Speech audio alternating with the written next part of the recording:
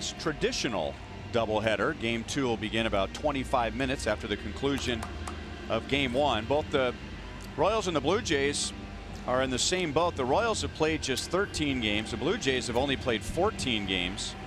The Royals haven't played since Saturday. The Blue Jays haven't played since Friday. And here's the Royals GMC batting order, and Ned Yost is going to take advantage of the doubleheader to mix up his lineup, get certain guys in the lineup, rest certain guys in the second game. Mike Moustakas will be the DH in Game 1. Most likely Lucas Dudas will be the designated hitter in Game 2. Cam Gallagher will start behind the plate with Eric Skoglund on the mound, and then it'll be Drew Butera back at the plate in Game 2 for Danny Duffy. And the Royals will be facing lefty Jaime Garcia in his first year with the Blue Jays, and he's off to a pretty good start. He's made 2 starts, and his ERA is just a little bit over 3. Yeah, you know what? He's a veteran. He's a ground ball pitcher. When his pitches are all working the way he wants them, it's all moving down. Fastball, cut fastball, change-up curve. The fastball's a 2-seamer. It's called a sinker. Goes down. By the time it gets to the plate, hitter likes it. He hits the top of the ball. Defense goes to work. 10 of his 12 strikeouts have all been on the off-speed pitch, so watch out. Got a pretty decent changeup. Curveball's not too shabby, but that's his least used pitch. Look for something good. Look for a mistake early. Defensively, the Blue Jays in the outfield. Hernandez has really good speed in left field. Pillar's a solid center fielder. He's got good skills left and right. Grichuk, he's the same. Good outfielder. The infield, Solarte, a good-looking infielder. Anywhere you want to play him in there, you can. Diaz has picked up a lot of slack for Tulowitzki being out at shortstop. Travis is a veteran having a hard time with the bat. Smoke is a fantastic player for him so far this year, and Russell Martin is behind the plate. For the second time in 2 weeks, we're going to see a big league debut for an umpire. Remember, during the homestand, Jamie Rehack made his big league debut. This is Jansen Visconti. So he is in there for the first time because of the doubleheader. The home plate umpire, Ed Hickox, will most likely get the second game off, and then John Tumpain, who is normally part of this crew, will work the plate for Game 2. So good luck to Jansen Visconti. The Blue Jays lost the game on Sunday on Jackie Robinson Day in Cleveland, so they will wear their number 42 jerseys today. The Royals, remember, will wear theirs in the makeup game with the Angels in June. Ball 1 to John Jay. The main thing is the teams may have lost those days, but Jackie Robinson has not been lost. His number will forever be represented. Kind of quiet here in the dome. 1 ball, 1 strike. Well, we remember some wild games here just a few years ago when the Royals played the Blue Jays in the American League Championship Series. And last year, the Blue Jays were 4th in the major leagues in attendance. 1 and 2 on John Jay. They drew over 3.2 million last year, but it was a disappointing year. The Blue Jays finished 10 games below 500. And sitting in the background there on the bench is John Gibbons, their manager and one-time Royals coach. Big breaking ball from Garcia takes care of John Jay, and there's 1 down. Big breaker. And that's designed to do exactly that. Fool the left-handed batter. If you're a left-handed hitter facing Garcia today, you better lay off of that, or you're going to be making a lot of right-hand turns. Good pitch.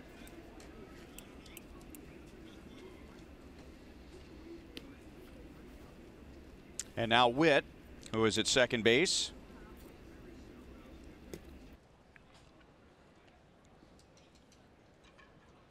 If you count the designated hitter as a so-called position, Witt has played 5 positions already for the Royals this year. He started in center field for the first time on Saturday, so that's not a big adjustment for him, but playing out there in the snow was, I'm sure. Yes, without a doubt. No, you can't train for that. But Whitley, so far, raking left-handed pitching. 7 for 18, 389 average. It's good. He's letting the ball come to him, letting the ball get deep in the strike zone. Saw him this morning. I said, Whitley, you know, double headers are pretty special. You can have a great week in one day if you can get some knocks in that first game and get some in the second. He agreed. His eyes lit up. But he told me, and this is some great information for me, he told me that we can't sweep the doubleheader unless we win game one. I went, that's brilliant. That's good stuff, Hud. I told Whitley that. A strikeout and now a walk. Here's one for you, Hud. Okay. The Royals have not lost a game yet this year when they outscore their opponent. Wow. So we'll let you marinate in that one for a while as Mike Moustakas comes to the plate. we are starting the day hot. Way to go. And hopefully Moose will keep it hot. He hit .440 on the homestand against the Mariners and the Angels.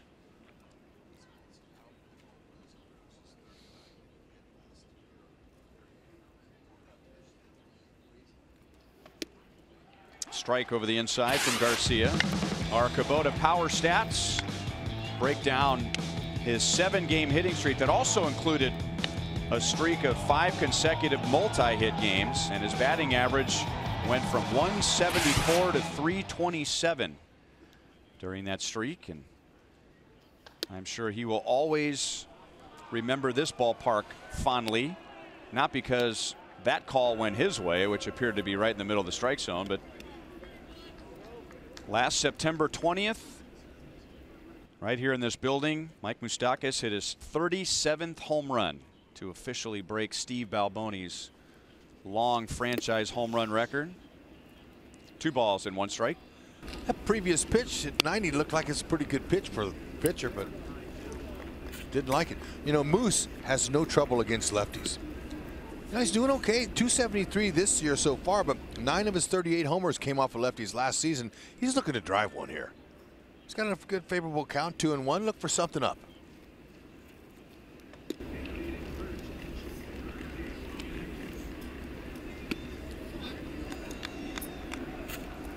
Witt so far has 1 stolen base. He's also been caught stealing once.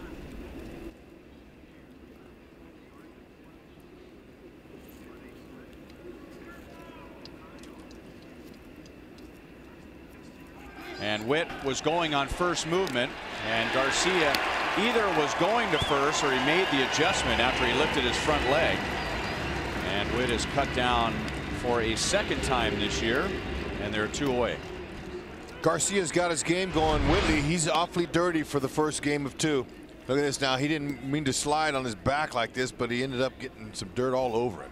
Yeah, and he's not happy about that, as he picked the wrong time. But that's what you do. Just keep going. Don't stop, because it's an easier out. But Smoke had to complete the throw, and he made a good one. On the ground to Travis, and that's the inning. So a strikeout, a walk, a runner caught stealing, and a ground out, and the Royals send 3 to the plate.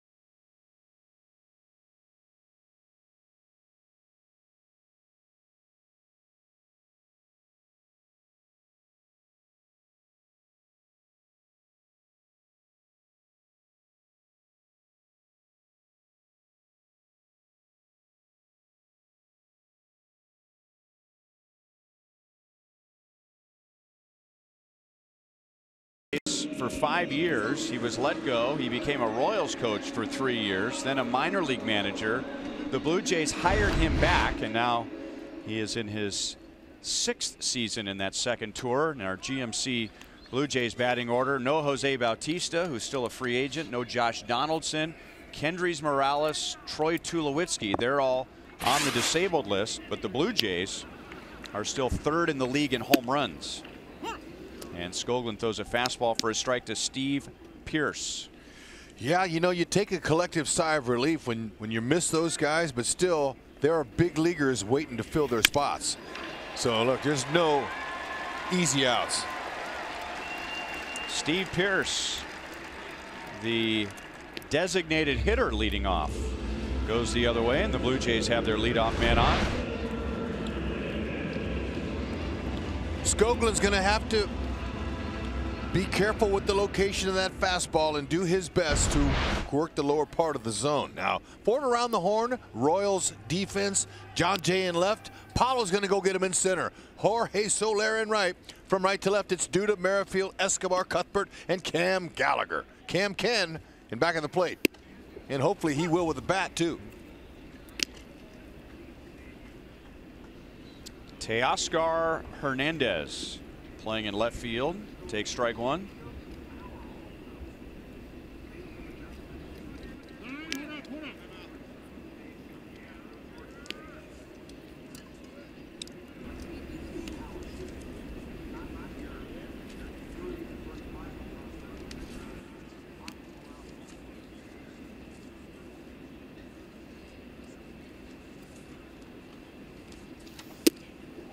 Caught the inside corner. No balls and 2 strikes. Erik Skoglund is pitching on 6 days rest. He's been scratched twice on Sunday and yesterday, but when he pitched on the 10th against Seattle, he had not pitched in 23 days. He has been affected the most by all the off days and the postponements. 1 ball and 2 strikes. So when we talk about certain Royals players who need the advantage of getting into the baseball rhythm, he would be at the top of the list. There's no question about it. He's 73% fastballs against the Mariners. That's what he wants to establish. But he's got to be able to command it like every pitcher. But nice breaking ball there to finish off Hernandez. Good job. Dropped down a little bit, started way outside, fooled him. That's going to be his go-to pitch when he gets ahead and wants to finish the hitter off. And now the switch hitter, Justin Smoke.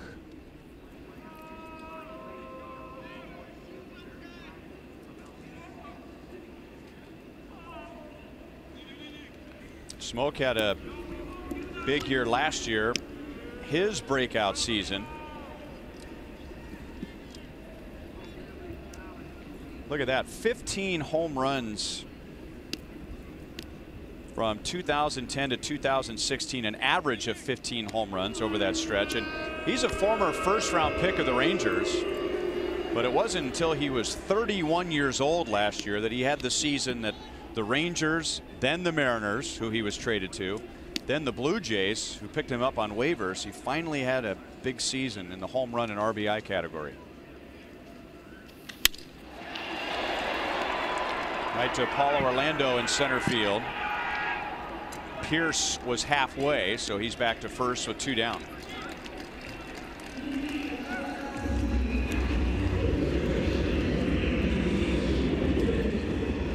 Number 1 on the list of goals for Erik Skoglund from Ned Yost and Cal Eldred's perspective is for the big 6'7" lefty to get on top of the ball and create a downhill plane with his fastball. And it's going to be the same for him every time Ned gives him the ball.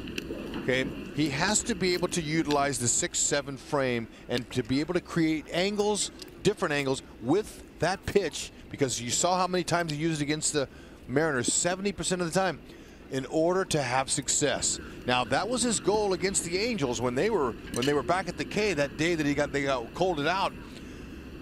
But you know, because they were such a great hitting team, but it's going to be the same thing here. You know, big league hitters are all big league hitters. They'll get you if this ball's up. So he's got to be able to work the lower part of the zone. It's going to be imperative for him if he's going to win up here in the big leagues. So you're 6'7", you're standing on a mound, and then what? Reaching 18, 20 inches, if not more than that, up above his head. I mean, that is a steep downhill angle. If, as you put it, he's hitting the bottom of the strike zone. Yeah, and you know what? The little steeper the angle, the harder to square that ball up. But if his arm angle drops a little bit, and so does the angle, it flattens out, and it's easier to see for the hitter.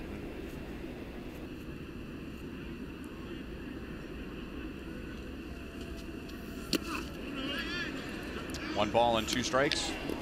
I've used this before, but I remember years ago asking a hitting coach, why is the downhill angle so difficult? And the explanation was, imagine playing in your driveway and someone's pitching to you and you guys are both on the same level ground. Well, what if that pitcher got up on the roof and was pitching to you? And that's an exaggerated example, but at the same time, it just, when the ball's coming out of the sky and coming down, you have a very small area where you can make solid contact. The pitch is either too high or it's too low when it's coming in like that. No, yeah, that's a good analogy. It's all about angles. And for these hitters, they're used to it at a certain speed. And if you haven't played baseball in a few days, you know, baseball's a sport you got to play every day. That could be tough for the hitter's timing to be able to gauge that speed when you're not playing every day, whether it's 85 or 95. Oh, that ball's not coming back, and it is deep into the second deck. Yangervis Solarte, who had a really good road trip for the Blue Jays, starts the homestand off with a 2-out, 2-run home run.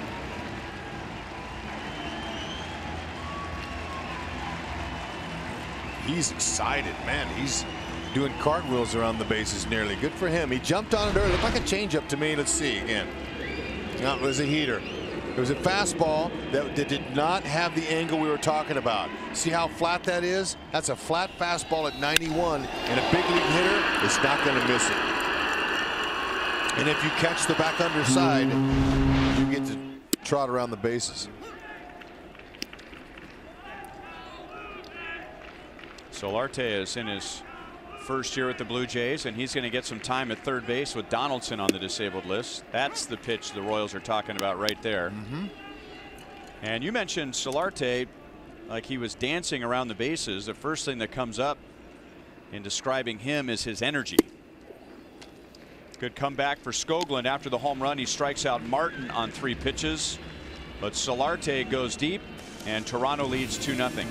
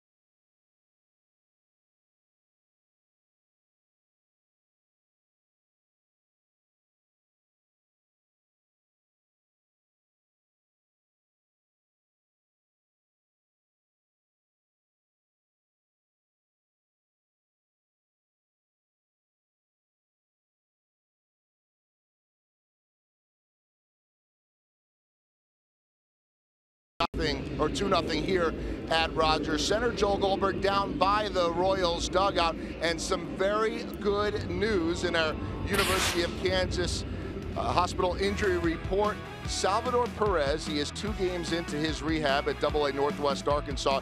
He homered on Sunday, and then yesterday had a hit as well. Sunday he batted second and caught.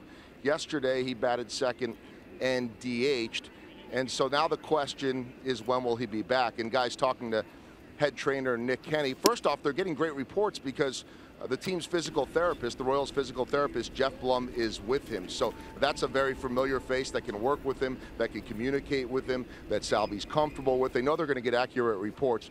All the reports, the bounce back the next day is what's most important, and all of the reports have been positive. And then I asked Nick, is it possible that we could see him in Detroit? Could we see him on this road trip? And he said, yes, that is a possibility. And I said, could we see him tomorrow in Toronto? And no commitment to that other than he's set to cross the border if he needs to. Everything's in order. But we're going to see Salvy soon if all keeps going well. Well, the Royals were optimistic when he went down because he is a fast healer, but I think this would be a new record for him. A torn MCL, a torn ligament in his knee. Still 1-2 on Duda, and that happened right before opening day, so late March, and here we are on the 17th of April, and he's hitting home runs in AA and catching. 3 weeks ago tomorrow, a lot of us were shocked when we saw the footage of Salvy running the bases at the K, and because a tear sounds so bad. Right. But when you experience as a player, if you experience the pain like that, and then the next week or so the inflammation goes down and the pain goes away, here comes the confidence. And then it's little by little, don't overdo it, but so far so good. It's wonderful news. 3-2 on Duda. Jorge Soler is on deck, and then Cheslor Cuthbert. Trying to figure out Garcia, what's he going to throw? 3-2 to a lefty. He's going to try to keep it away from Duda. And he lines it into right field, and that'll skip by Grichuk. Careful. And Duda, who hit it so hard, Grichuk was able to get to it quickly. He was deep, and that's a long single in the Royals' first hit. Okay, look at that now. This is good. It's a sign. He got a fastball. He missed with it. Martin, the catcher, had it away, wanted it away, but he missed with it. That's how a hitter makes a living here at this league. You wait for mistakes and don't miss them. Mitch Meyer right there did a nice job of first base coaching by saying, whoa, boy. Hold it. Let's take it easy here. We're down by 2. Let's not get thrown out on any bases. Let's see if Soler can get a hold of one and get in the home run column. They're waiting for him. Jorge didn't like that call.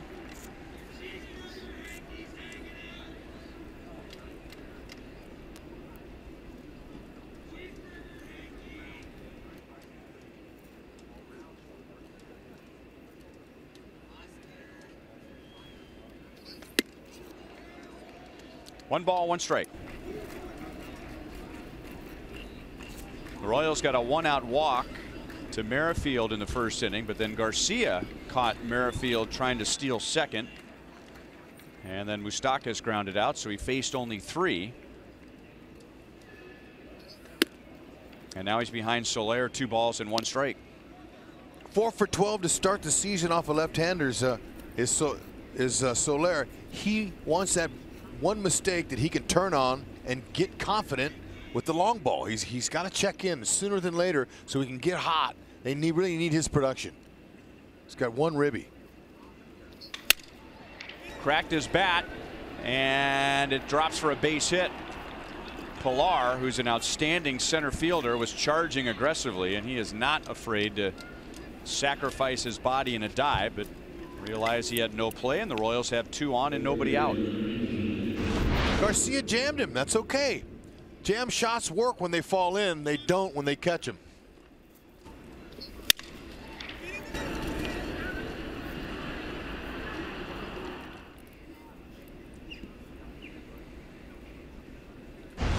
left fielder. Hernandez has really good speed. I'm a little bit surprised he didn't get to that one. I think when a big guy swings the bat, takes a full swing, they freeze and sometimes take a step back thinking that he hit it harder than he did. Chesler Cuthbert takes ball one. He's at third base for the first game of the doubleheader. Batting 194, which included an 0 for 17. So he's still slowly climbing out of that hole.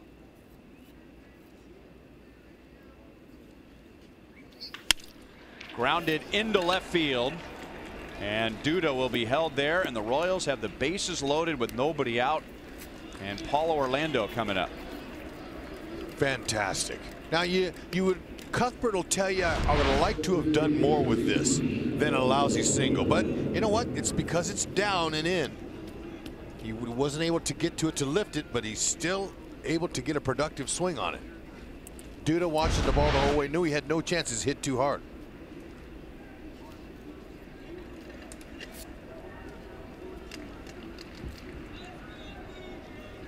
Next two hitters coming up, Paulo Orlando and Alcides Escobar, are the two best hitters so far this season against left-handed pitching.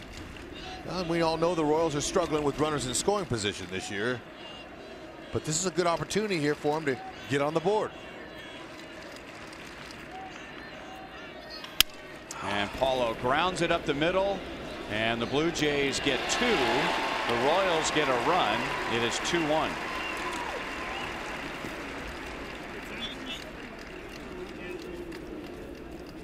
That leads us into our Toyota League leaders. That is a Jaime Garcia specialty, a ground ball. If you go back to the beginning of 16, only his teammate Marcus Stroman has a higher ground ball percentage. And actually, you know, the ground ball by Cuthbert, if it's hit a little more to the left or to the right, could have been a double play. So you got ground balls when he needed it. One got through, the other turns into a double play. Now Soler's at third with two down for Alcides Escobar. I think this early in the game, Garcia, he'd rather take the 2 outs and let him have a run. Saves on the pitch count. Ball's a little bit in. Escobar didn't like it. Now his last start wasn't the same. Okay, when you're an infielder and you're coming to play behind a guy like Garcia, you're excited. You know you're going to get into the game. Ground balls. He only had 3 ground ball outs in his last outing, and one was a sacrifice bunt. Three outs on the ground. Rest were all fly balls, so you never know. Maybe he wasn't hitting his spots exactly, but typically he's a ground ball machine.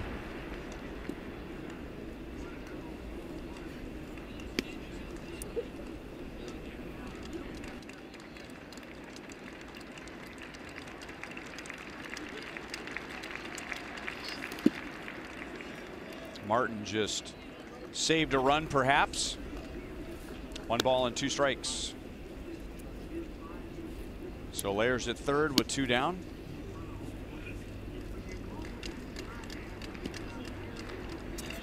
When the Royals and Blue Jays met in the ALCS in 2015, Alcides Escobar was the series MVP. Look out. Ouch.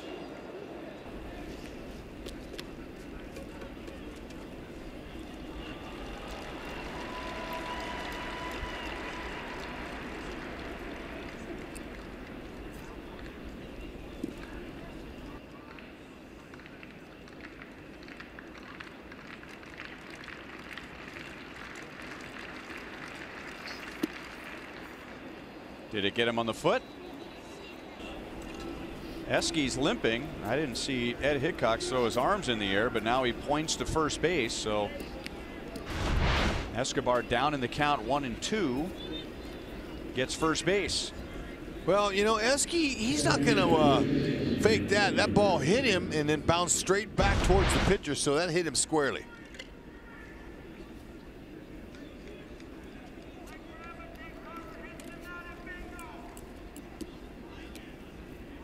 And now first and third for Cam Gallagher.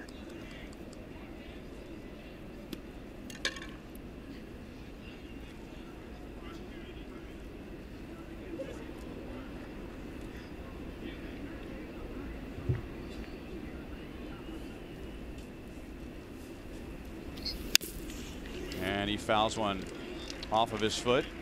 Garcia is not going to light up the radar gun, but he throws his fastball a lot. And the Royals have been aggressive early in the count in the first 2 innings.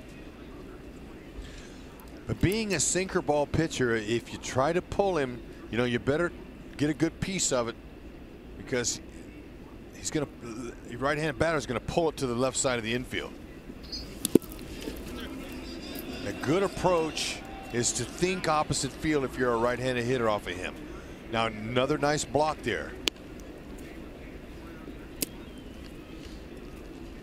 Martin saved a couple of runs already with his chest protector.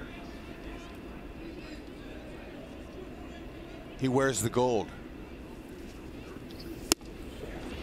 See the cutting action on that fastball. 1 ball, 2 strikes. Almost has a slider look to it, but it's a cutter.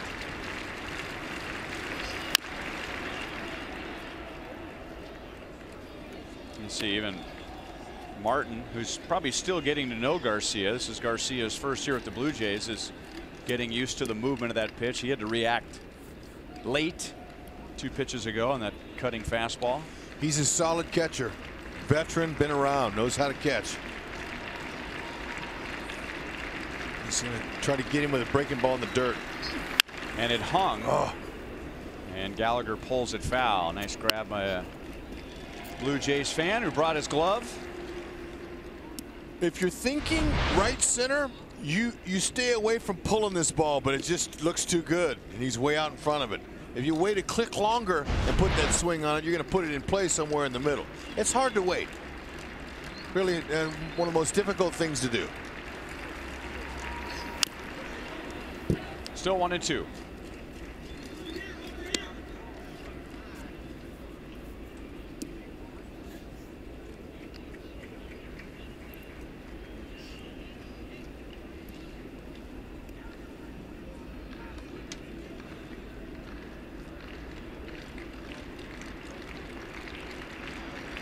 Martin ran through the whole list of pitches. Garcia wanted a changeup, and it's pulled on the ground to Solarte. Escobar is forced out. The Royals get a run on the double play. It is 2-1 Toronto.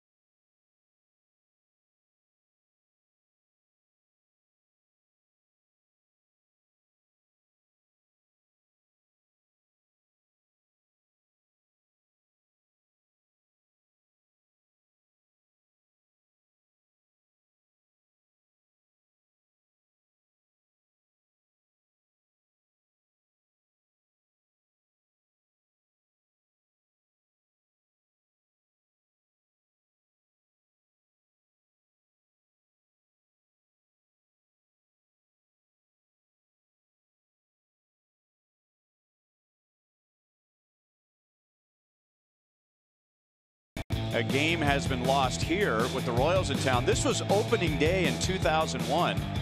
And as the roof was opening and closing, they were testing the roof before opening day, back when it was done manually.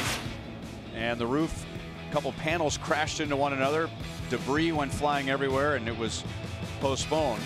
And it's not the first time that the Royals have had a postponement, especially with dome stadiums where you think you're safe from just about anything. And we were going over a list of dates. In '94, roof tiles fell from the old Kingdome, so that entire series was postponed. There were a couple of tragic events where the Royals happened to be in town. In 1999, they were building Miller Park, and the Royals were at old County Stadium in Milwaukee. And remember that crane collapsed, and 3 workers lost their lives, and it delayed the opening of Miller Park by a year. Pilar lines out to center field. And then we were in Minneapolis, HUD, in '07 when the bridge for I-35 collapsed into the Mississippi River. Wow. And so that was tragic. Yep. I went over that bridge I don't know how many times. And then ice falling from the CN Tower, which is just outside of Rogers Center. Pretty strange happenings, especially connected with the Royals and dome stadiums.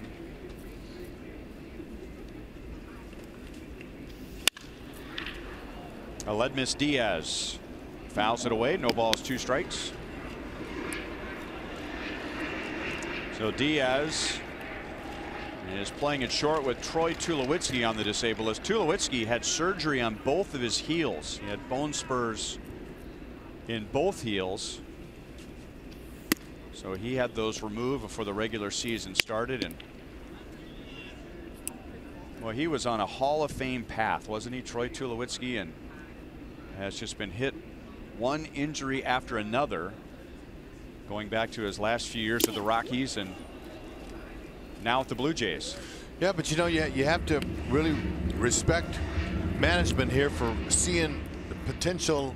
What's going to happen? We need another player. Let's go find a good shortstop who can bridge that gap while he's injured again. And they found one in Diaz. So far, he's doing a nice job for him. Off of Skoglund's glove, and Escobar really had no chance. Diaz would have beaten the throw, and he's on with an infield single. Skoglund will tell you that I should have had this one. It's right there, one hopper at plenty of time, and he just misjudged it. It's too bad. Cost him an out right there, because anytime a pitcher slows the ball down, it's usually going to be an infield hit.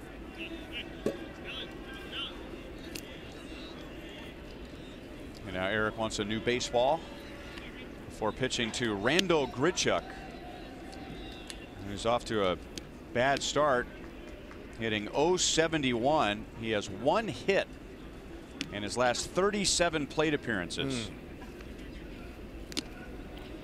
Yeah, you get off to a great start, and you can kind of ride that for the first couple months of the season.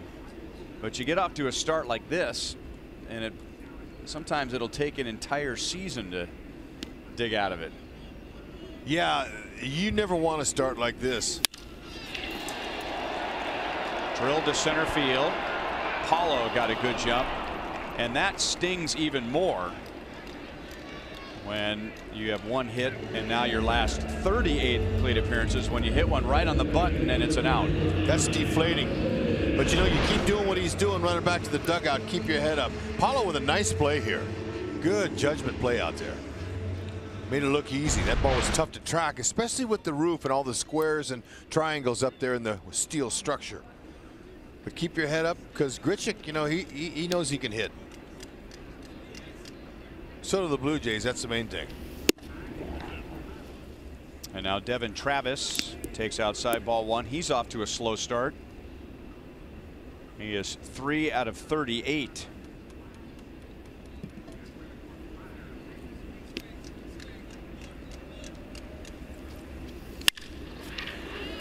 Cuthbert dives, throws to second for the out. So a good defensive play by Orlando in center, and a really good defensive play by Cuthbert for the force at second base. Cuthbert just picked up Skoglund. Nice play.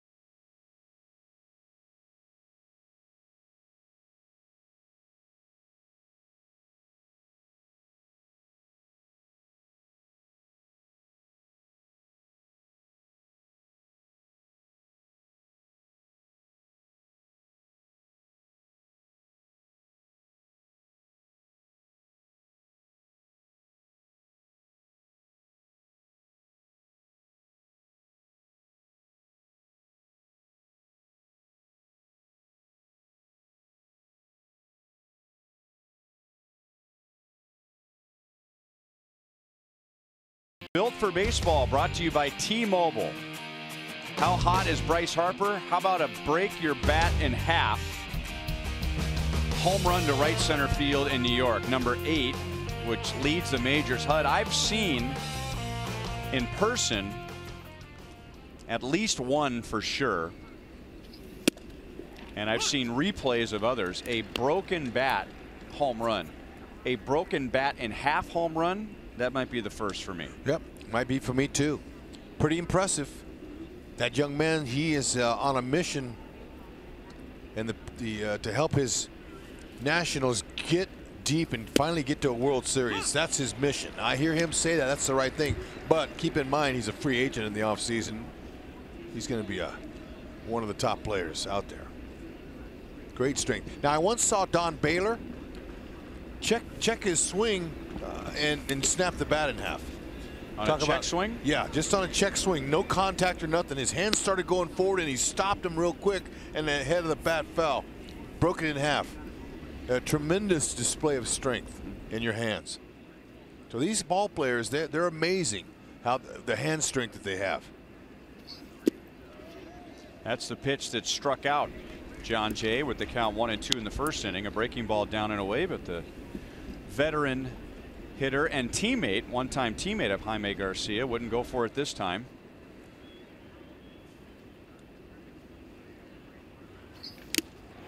And a foul tip and a strikeout. And now Garcia has struck out John Jay twice. If the Royals hit a triple in today's game, the Kansas City Honda dealers will make a $1,000 donation to the Kansas City MLB Urban Youth Academy.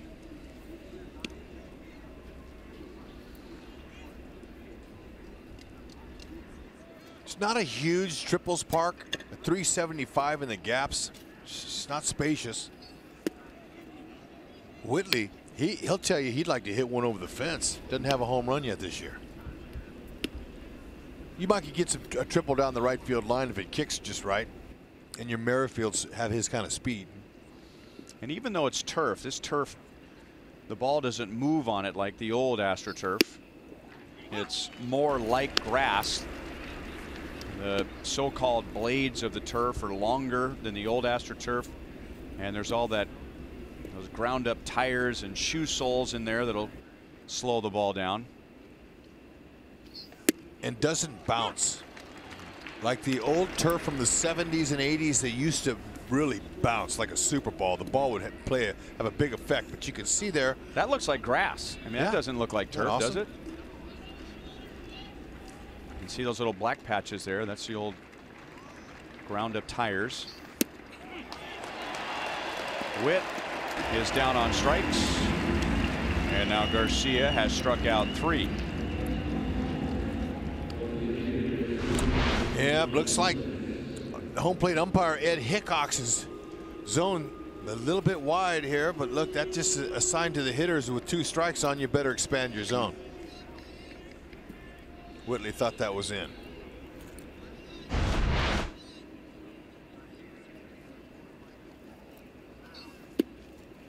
Curveball is low to Mike Moustakas. He grounded out to second base in the first inning. This is the 6th time that the Royals have faced Jaime Garcia. They saw him quite a bit with the Cardinals. They haven't seen him in 3 years. 1 ball, 1 strike. And in his first 5 starts against the Royals, his ERA is high, 5.68, and he's only had 1 quality start against the Royals. Martin goes to the screen, but it's back in the first row.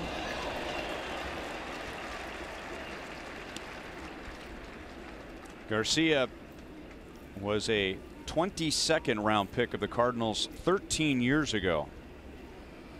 And they gave him a long-term contract during the 2011 season.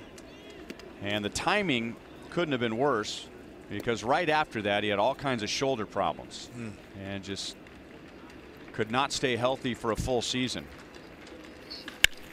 Mike Moustakas unloads on a hanging breaking ball, and the game is tied at 2. Home run number 4. And it comes with 2 outs and 2 strikes. Oh man, I'm going to tell you what.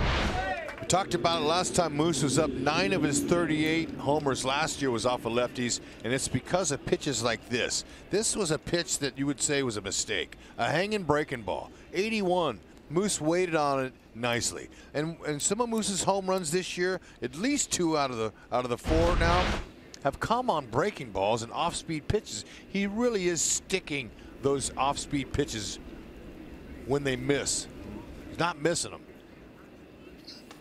And that would pretty much sum up.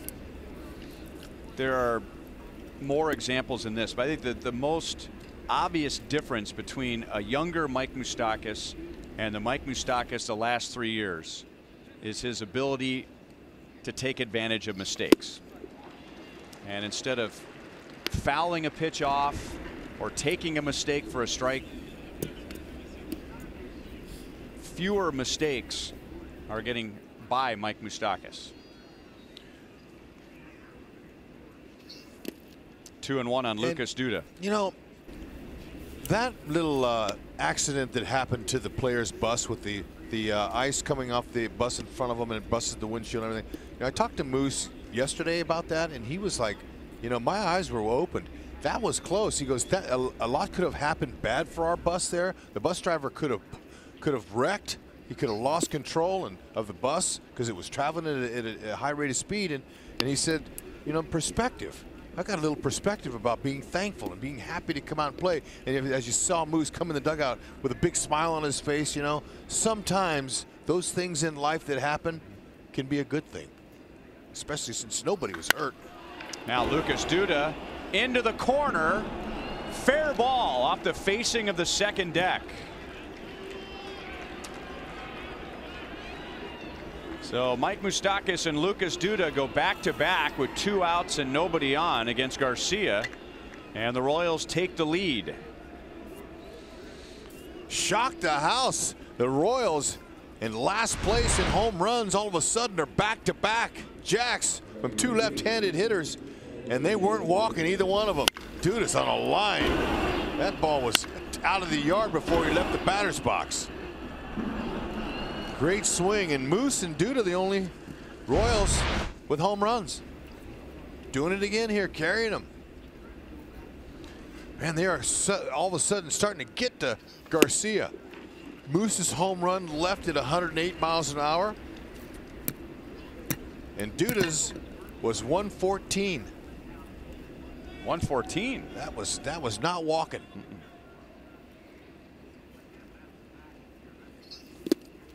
1-1 on Soler. It's the first time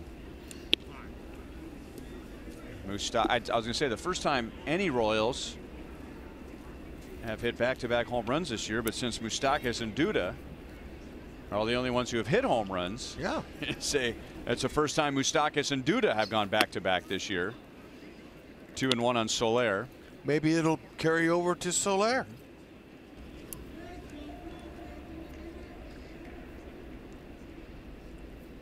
Hitting coach Terry Bradshaw right to Moose's left there. He's been scratching his head. You see him there with no hat. And you know what? He's not confused. He has extreme confidence in his hitters. He says they're all working hard. We're doing everything that we should be doing. It's going to happen. And that's what you have to have. Now, that's a good pitch that he got away with. Garcia strikes out the side, but he's not thinking about that. He's thinking about back-to-back home runs, which have given the Royals the lead.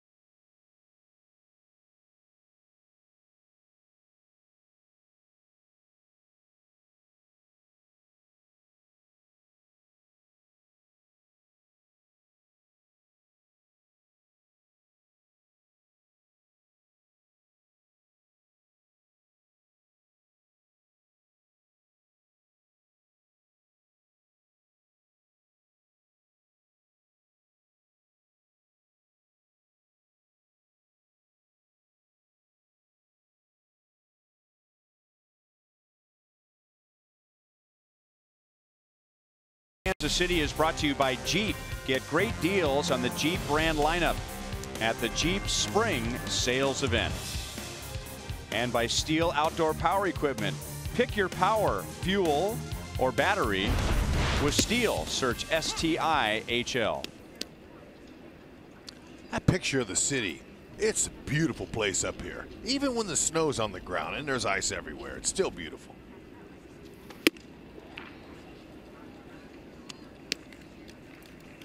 Oh, 2 on Steve Pearce. He singled to right leading off the first inning, and then with 2 outs scored on a home run from Yangervis Solarte.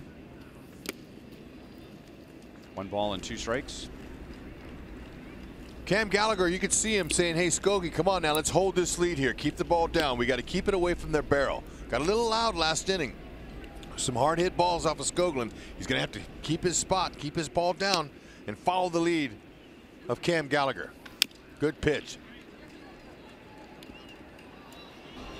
Now this guy right here, Drew tearing a doubleheader, he's going to get the next game. So I asked him before the game, hey, what are you going to be looking for during this game? What are you going to be watching? He goes, I'm going to spy. I'm going to sit in the front row. I'm going to watch how the right-handed hitters are doing, because I know Duffy's going the next game. I'm going to watch how they're digging in, what they're looking for, how Skoglund's doing. And right there, that was a beautiful pitch.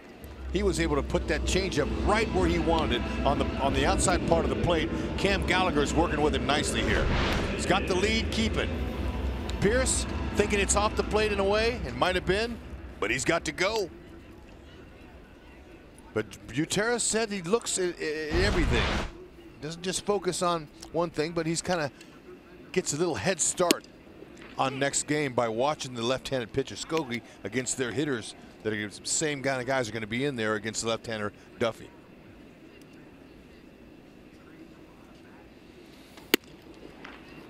One and one on Teoscar Hernandez. Skoglund struck him out with a slider in the first inning.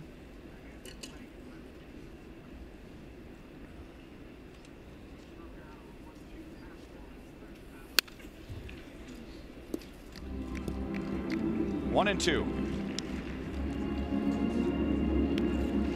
This is the Royals' 14th game, and now leading 3-2 in the third inning. In 10 of the 14 games, the Royals have had a lead.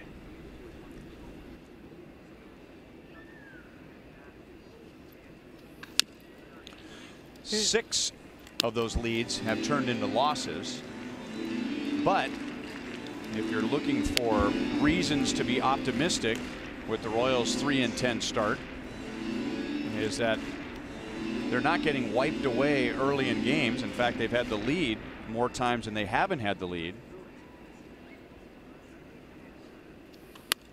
Check swing foul by Hernandez.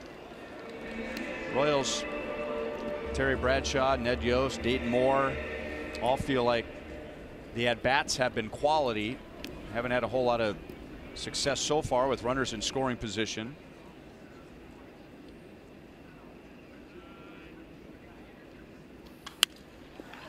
Foul back and out of play. Defense has been solid. Starting pitching has been better than expected. Ned is optimistic that the bullpen will iron itself out. Yep. And the roles will be more defined. He's still trying to figure out who to go to in the 7th and the 8th. Yeah, and a couple of the reasons I was, thinking too was we haven't had a lot of offense against opponents' bullpens, and then so we haven't been able to sustain those leads and to hold them. But our bullpen has been a little bit shaky too, and has given up some runs late in games. So once that it'll all even out. We'll get a little bit better. Good pitch, way to go. Mixed them up well there. Hey Royals fans, it's not too late to become a 2018 season ticket member. Choose from several packages tailored to fit your busy schedule. All season ticket members will receive an exclusive Salvador Perez bobblehead, along with tons of other benefits. Visit Royals.com/STM for more details. Salvi will be back soon. Speaking of Salvi, Justin Smoke takes outside. He flied to center field in the first inning.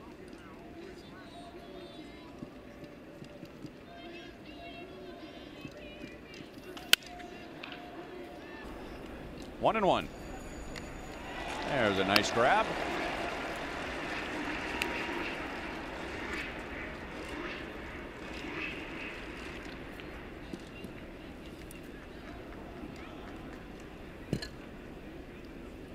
Plenty of room out there, not having to worry about fighting with other fans for foul balls. Eske in a defensive position tried to backhand that shot by Justin Smoke, and he's on with 2 outs. Woo, man, I'm tell you what, coming in hot. The ball was squared up. Breaking ball that just hung up there, and Smoke did a great job of waiting for it, and a tough air. I can tell you that's a tough air for sure.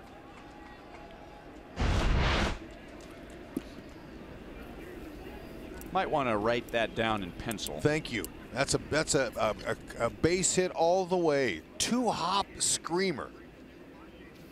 And you know, when you talk about a bad hop, usually you're talking about a ball that comes up on a player and they're not expecting it. That looked like a bad hop in that it flattened out on Eske. He was expecting more of a bounce when it first hit the turf. I agree. 108 on a ball hit to your backhand side. It's not, you can't assume a guy's going to make a play on that. That was a good spot there. He wanted that one. Solarte's on a mission. Look at him doing his job, filling in. Good, another good pickup by the Blue Jays.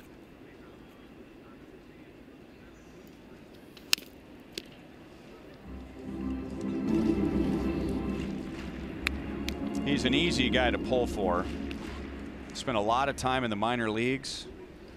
9 years in the minor leagues before he was called up in 14, and then tragically a couple of years ago he lost his wife to cancer. She was just 31 years old, and they had 3 young daughters together.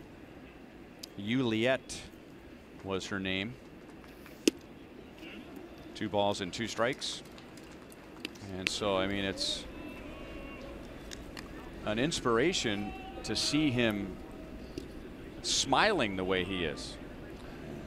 Yeah, he's happy, you know, he's happy to be playing ball, and he's playing with a sense of urgency, playing for his daughters. And that makes a guy pretty dangerous. And I can't even imagine losing my wife, especially when you're taking care of your kids while you're on the road playing ball. You're gone all the time. But his family has stepped in for him, done a nice job. Heartbreaking.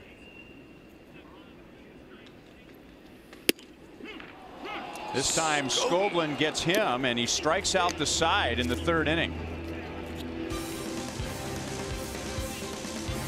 Skogie, go ahead, bud. Hold that lead.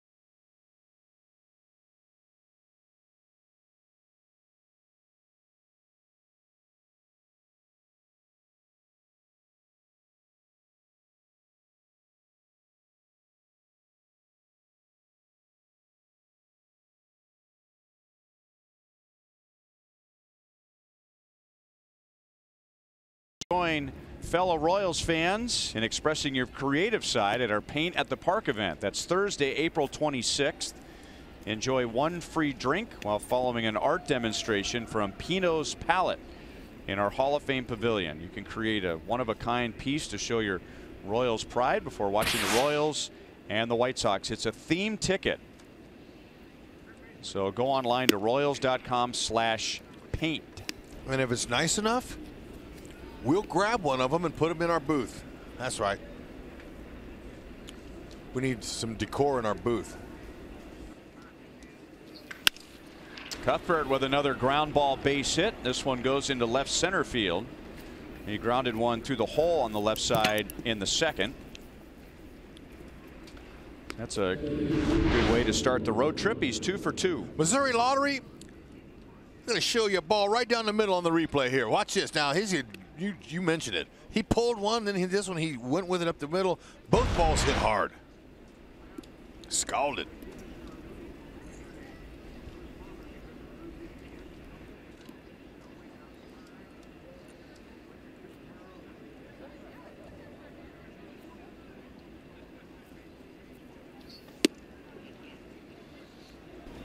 One ball and no strikes. We're only in the top of the 4th inning. And if it seems a bit noisy to you as you're watching this game back home, 12 balls have already been hit at 100 miles an hour or more. Line to right. Grichuk had some trouble with the lights for a moment. And 5 of those 12 have been hit 110 miles an hour or more. Ooh, well, they're not missing. And another reason I'll tell you is having the roof closed and being 70 degrees in here. That's another reason. Offense comes alive a little bit, and those bats start popping and jumping when you can play in decent weather. Although I don't know if I'll ever forget Mike Trout's home run in the blizzard, 442 feet or however far that ball went, and then to go with his other one that he hit in center field. That guy, man, you hitting a nor'easter like that, and you can hit one that far, you can hit any time. Russell Martin got himself a new hairdo during the offseason. Yeah, he did.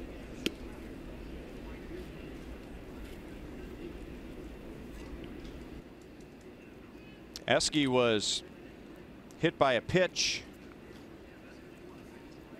on his right ankle.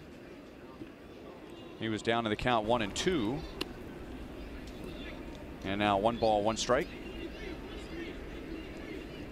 Eske is playing in his 347th consecutive game. That's the longest streak in Royals history. It's also the longest current streak in the major leagues by 167 games. There's nobody even close to him. Just missed down and away. 2 balls and 1 strike.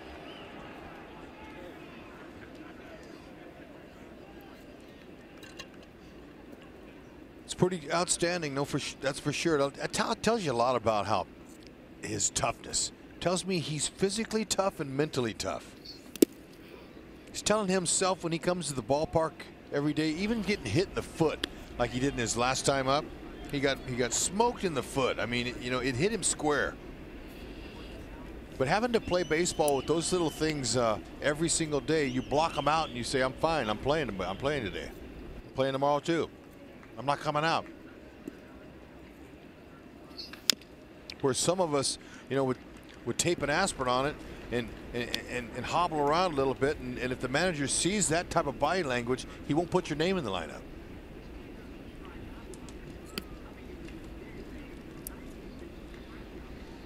Hud, I hate to break the news to you, but if you tape aspirin to something that hurts, that doesn't work. I know. That's just a saying. That's a saying that we've come up with in the game. Escobar strikes out. Cuthbert is thrown out. And the Blue Jays get their second double play of the game. Dale Swaim is on the phone with Bill Duplessis. Great pick, tag, got him. Duper says don't challenge. And there's the tag before he got to second base. To the bottom of the fourth, the Royals lead 3-2.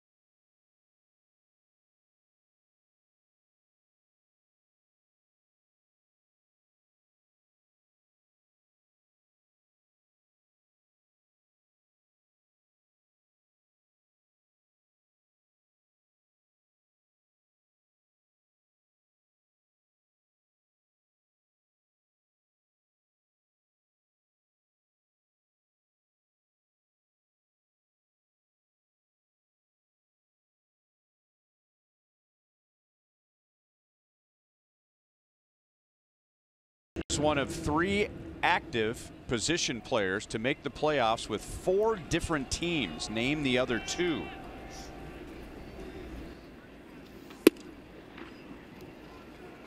He struck out swinging in the first inning. How about Ben Zobrist? Strike 1. Good guess.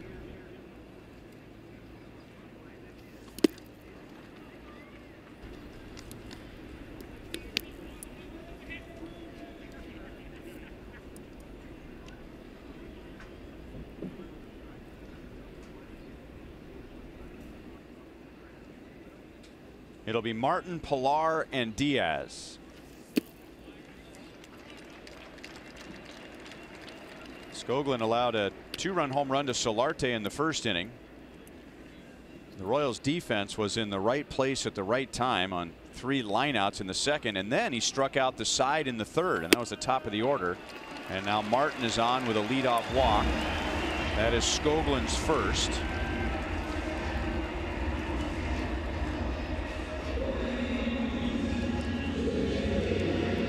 He had control problems a week ago against Seattle in his 4 2/3 innings. He walked 2 and hit 3. And the Mariners ended up scoring 5 runs against him in 4 2/3.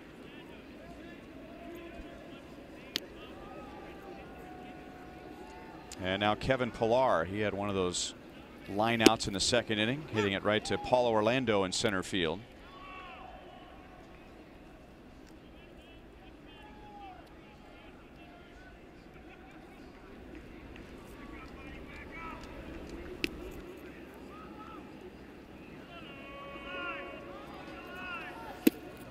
Looked like a swing. Ed Hickox, the home plate umpire, says that it was. It is 0-2.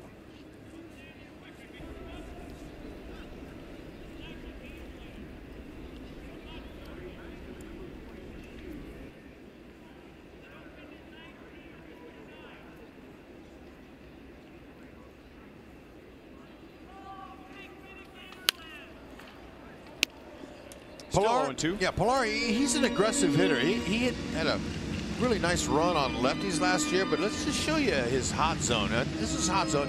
Most hitters are going to hit this spot right here. That's the mistake. You're going to get most high numbers in those spots, but the 345 down, that's where the pitchers really like to put the ball, and that's where he's aiming. He likes it in the middle and down. Careful there.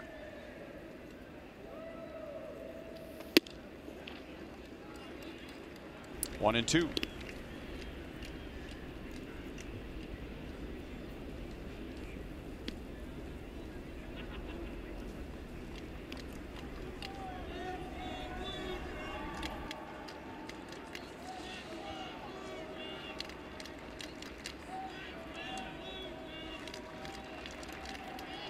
last year, I was telling you about Pilar. Last year, he hit 336 with 20 doubles off a left-hander. So Pilar, and he's with the doubles like that, I'm not surprised because he's got good speed. He's an aggressive player, period. We've seen him play the outfield like his hair's on fire.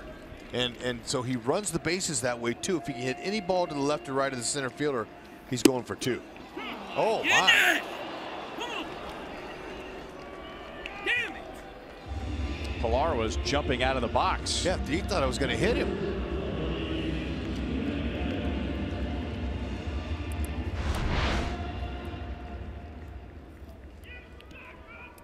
Hey, now. That was closer than Pilar's reaction. Yeah, he tried to throw a little body language on there. A little vocal. 6 strikeouts for Skoglund, and that's a new career high. And he's done it in 3 1/3 innings. So far, so good. He's hitting his spots, but the main thing, what he's doing now, is he's changing speeds. He's mixing up his pitches. He's not letting them sit on that heater. That's the one they're pounding. Keep his secondary pitches. He's able to command them. That's it. That little breaking ball down and in is getting some of these righties. This is nice.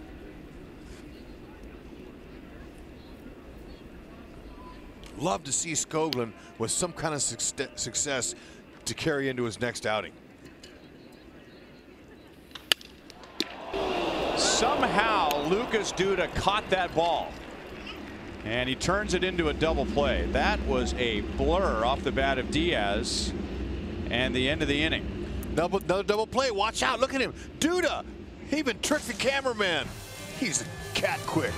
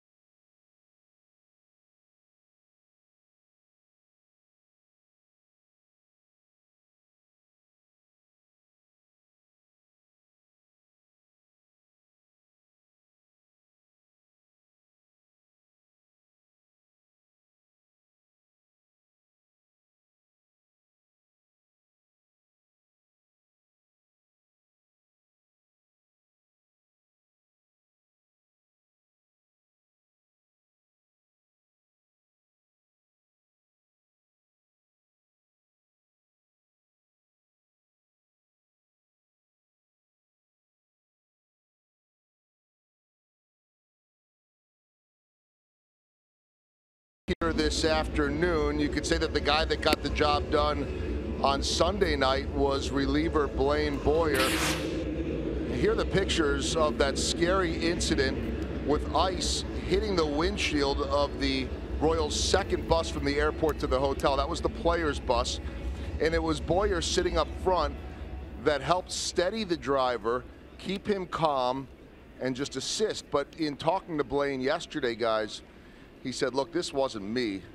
Fred, the name of the bus driver, he was the hero. He wanted to keep saying it over and over again. It wasn't me. It was Fred that kept steady. Now, in an interview with Rustin Dodd, the driver had said that I think that the players, and really Blaine, they were just trying to keep me calm, try to keep me from going in shock. This is the type of guy that Blaine is. He's not going to take credit for anything. But I don't know how many people saw this before the game. It's Autism Awareness Day here. We just had that back at Kauffman Stadium. Deep right center field. Blaine almost ended up with a souvenir. Pilar makes the catch. The Royals probably are going to look at that. Did that ball hit the wall at any point while he was juggling it?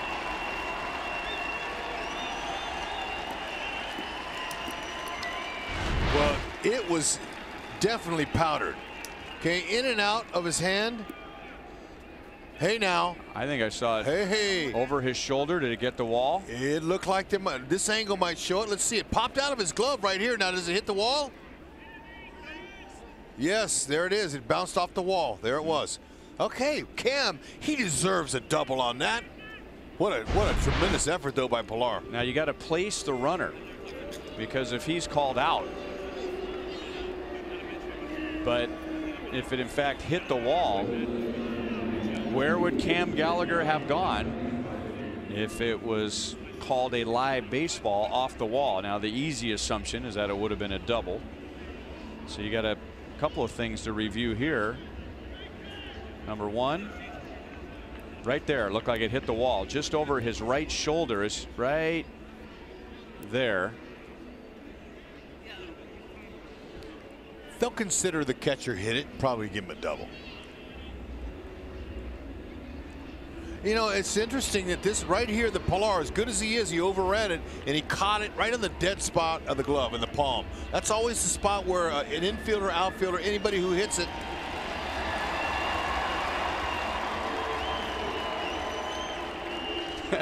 The fans were a little unsure about what the second base umpire Ron Kolpa was ruling, because he did safe, which means it is not an out, but the crowd immediately cheered, thinking that Pilar had made the catch, and then they realized that Gallagher is going to get second base, so the cheers turned to boos, and it's a leadoff double.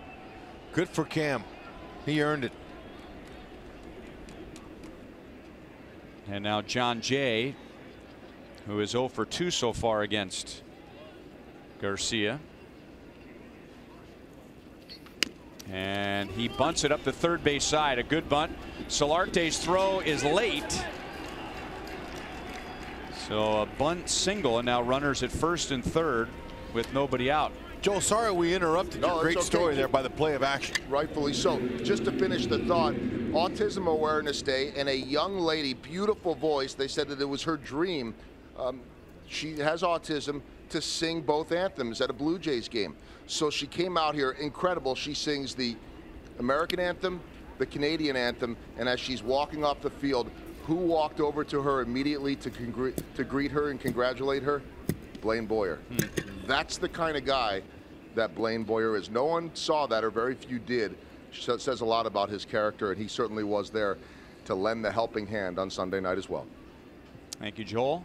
And the girl who sang, she had a beautiful voice. She had a certain quality to her voice that was really special. The Royals made Garcia work in the second and third innings.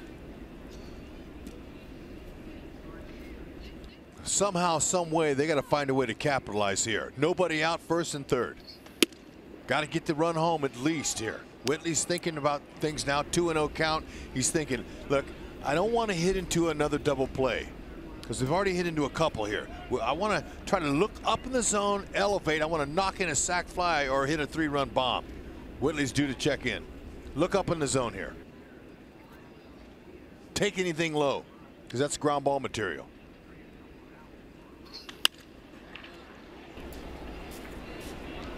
Sliced to the side wall. Grichuk makes the play. Gallagher bluffs a tag, and then Grichuk made a really good throw from foul territory. 1 out. Right idea by Whitley, just a little tad off. Grichuk has a nice throwing arm, and he's going to show it right here. Got himself in excellent position to throw, and would have gotten Cam had he went. But Jersley's going to hold him there with nobody out. Still same situation here.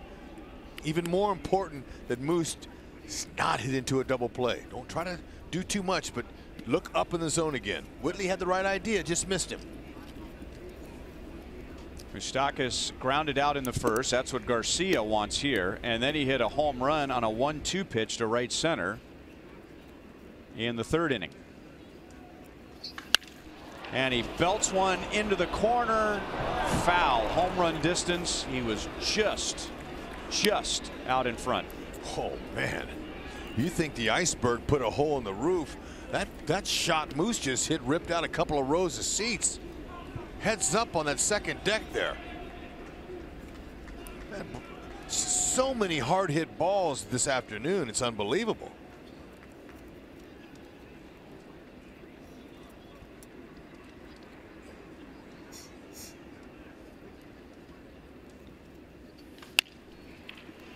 Didn't mean to. He's down 0-2. All right, third inning, Moose hits his fourth bomb. Okay, let's check it out now. The second, watch the third look here. Look at how easy its swing looks. We're gonna StatCast it for you. I know you want to see the exit velo, 107. You want the launch angle, 22 degrees. How about the projected distance? There you go. We got it all for you right there on that Moose bomb.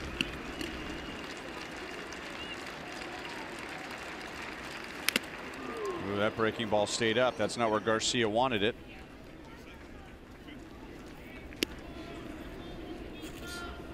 Curtis Granderson. The Grandy man. Oh, there's one. Our trivia question. You know, I had a guess too, and I don't know if it's close, but how about David Price? Not a position player. Does that count as a guess? Yes.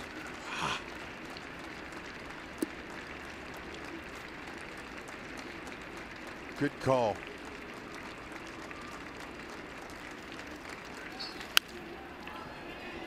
That ball needs to get out of play, and it will not. So first and third, nobody out, has turned into first and third, 2 outs. And now it's up to Lucas Duda. Moose had a couple of pitches, just didn't work out.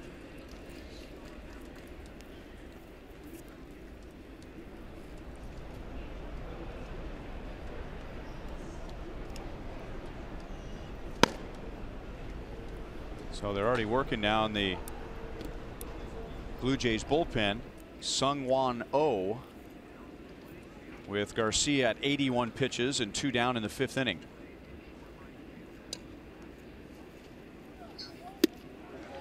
Big curveballs in for a strike to Lucas Duda. He singled to right in the 2nd inning and scored when Paulo Orlando grounded into a double play, and then he followed the Moustakas home run with a line drive home run into the right field corner in the 3rd.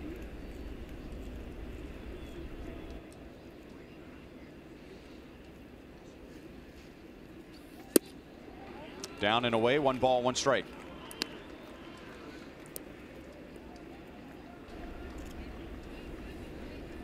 Gallagher doubled to open the inning on a ball that was first called and out. The Royals challenged. And then John Jay had a bunt single to put runners at first and third, nobody out.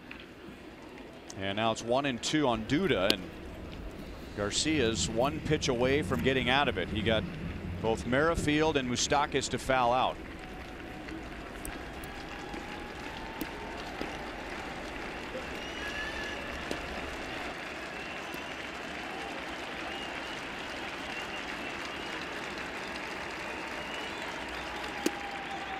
Two and 2.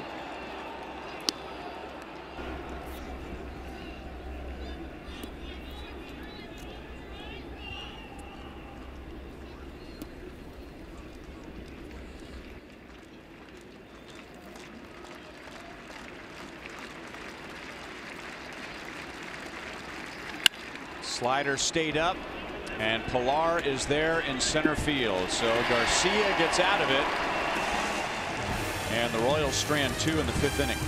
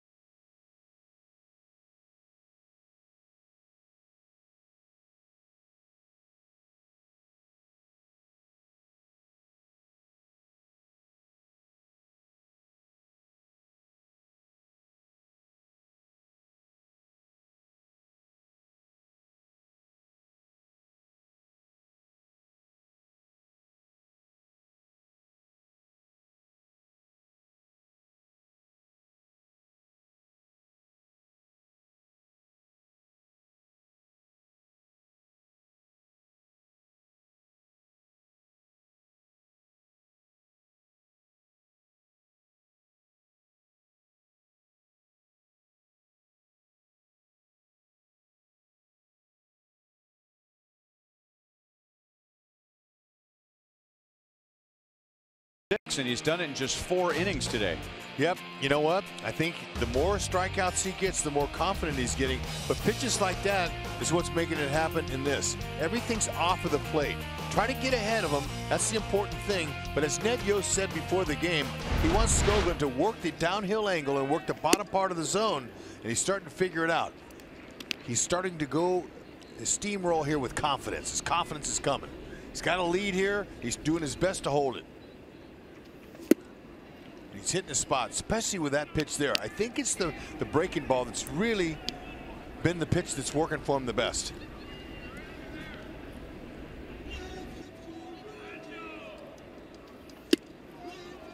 One ball, 2 strikes on Grichuk. He lined out to deep center field in the 2nd inning.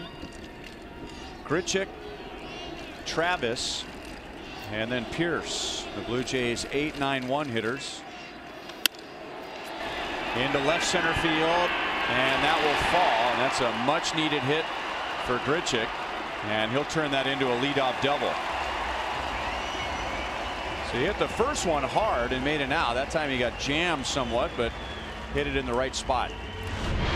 Our Missouri Lottery replay will show you jam shot out of the box. He's thinking too. I mean, he's running. Paulo, he wanted to catch that ball, so he took a little different route to it, had to back off, peel off. But, you know, Grichuk got an easy stand-up double because when you can run, makes up for a lot. But he was running out of the box. That makes a big difference. The Royals bring the corners in for Devin Travis, expecting him to bunt. He is not bunting, and he fouls it back to the screen. Travis, like Grichuk, is off to a bad start. He's sitting under 080, and then he hit it right on the nose in his first at bat in the 2nd inning, and Cuthbert made a diving play on the left side and then threw to second for a force out. Inside, 1 ball, 1 strike. Two-hopper, Cuthbert, he's turned that ball into a marshmallow. Look at that. Stopped the hop smash, got to his arm, got to his knees, and showed off his arm.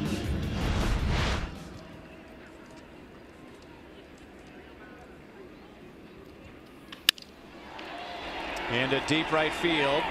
Soler makes the play. So a productive out for Travis as he gets Grichuk to third with 1 out. Students, join us at Kauffman Stadium every Wednesday home game for only $10 with your student ID. You'll enjoy a happy hour special at the Boulevard Grill concession stand as you listen to live local music on the Outfield Experience stage. That's before the game. Every Wednesday game at Kauffman Stadium. It'll be Kathy Guillen and the girls on April 25th. Royals.com/student night for the full list of bands and for tickets. Welcome, Kathy. I hope we have a whole bunch of students out there waiting for you. Glad they give you the name. We got to hear that. Royals have the infield in for Pierce, and Pierce is probably frustrated he didn't do more with that last pitch. It was up. Grichuk is at third with 1 out. And that's lined into right center field, and the game is tied. It would be impossible to research this, but doesn't it always seem that when one team has a golden opportunity to score and they don't, the other team scores the very next half inning? Yeah, you know, I'm sure they'd have a stat for that because they have one for every little thing, but that's well done by the Blue Jay offense. Grichuk leadoff double. Travis, good opposite field fly ball, got him over, and they got him in.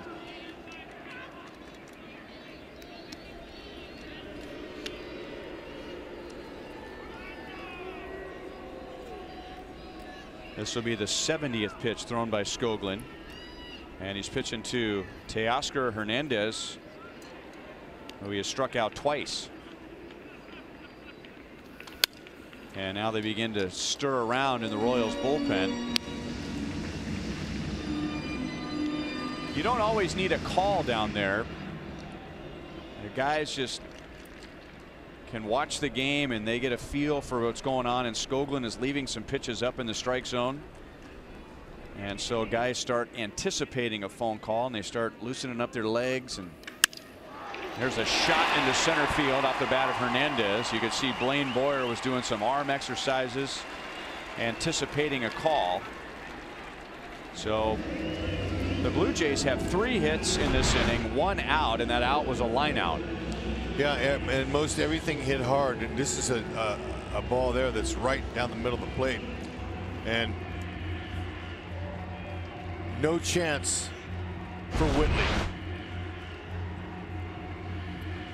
We were talking to Ned before this game today and talking about bullpens and how you might go a little bit longer with a starter in the first game of the doubleheader because you don't want to wreck your bullpen in one day. And you know, it's likely that a lot of times a manager will tell a certain few relievers, he might have his pitching coach do that, of who's going to be there. The right side was wide open for Justin Smoke, and he'll drive in Pierce, and the Blue Jays take the lead for a second time today. Smoke is 1 for 3, and Hernandez goes first to third. Man, here's Smoke seeing what, just taking what they give him. Obviously not going up there trying to pull and muscle a homer. He saw the hole, looked for a certain pitch, got it, and went with it. That's good hitting. Talked about Smoke and how he's really come on. Last year had a huge year, you know, and also, you know, he hit .331 last season off a lefty, so he has a pretty good idea how to do it. He's made some really good adjustments, laying off breaking balls, laying off balls in the dirt he used to swing at. He's a much more selective hitter. Really made some huge improvements. Be careful here with this guy. This guy hears he's hacking. He thought he got called out on a bad pitch last time up. He sees a runner out there. With 1 out, he has a chance to get him home. He hit a long home run to left field in the first inning with 1 man on. And he has a wide open right side of the infield. So he hits it over there. And he looked like he was guiding it over there. Another run scores, and now Smoke is out at third base. Paulo Orlando guns down Justin Smoke. 2 outs. Toronto takes a 5-3 lead. Another good piece of hit, and Paulo come up with a technician throw. Beautiful. One hopper. Moose tried to apply the tag as quickly as possible. Cuthbert puts the tag on him. Oh man, that's close. Look at Luis Rivera there, the third base coach. He's trying to help the umpire with the call there. That's Gabe Morales. John Gibbons is going to ask for a challenge, and Gibby was standing on the step, almost like he was going to ask for a challenge no matter what. His bench coach DeMarlo Hale was going to tell him. He was convinced, just watching from the dugout, that that call was going to be reversed.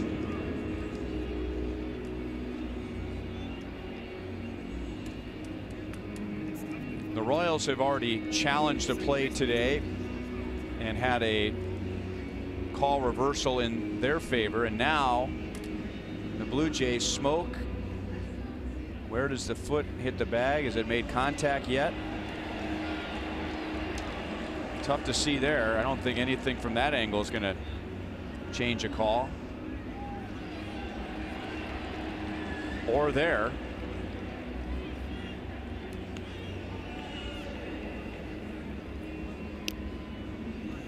Or there.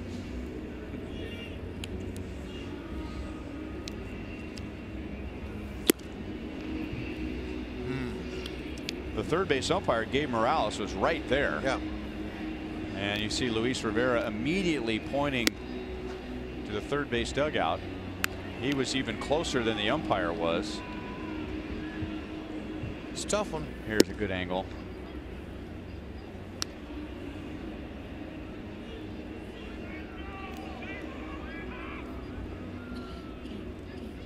Another thing they can do in New York is that they can sync up 2 replays at the same time, where one replay might give the official in New York a good look at when the runner's foot hit the bag. The other one gives him a good look at when the tag was applied, and then just by way of the time code, they can sync up the 2 pictures, and they're going to say he's out. So the call stands, which means it wasn't convincing one way or the other, just deferring to the call on the field. So Smoke is out, but Solarte gets an RBI, and it's 5-3 Toronto.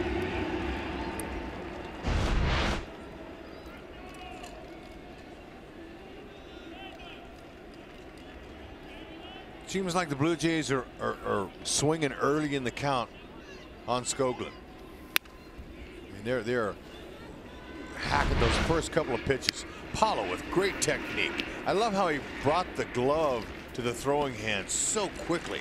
He got his feet in order. Got him lined up towards third base. That was a beautiful throw. Great technique in getting ready for that throw. Good setup. Got another guess on our trivia question. Russell Martin is one of 3 active position players who's been to the playoffs with 4 teams. We have also identified Curtis Granderson.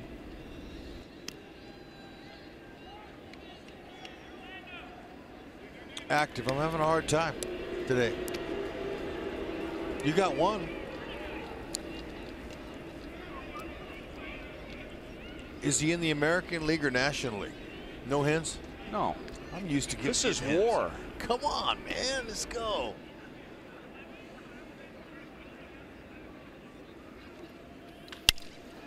Deep short. Escobar backhands and throws out Martin. The Blue Jays get 3 and lead 5-3 at the end of 5.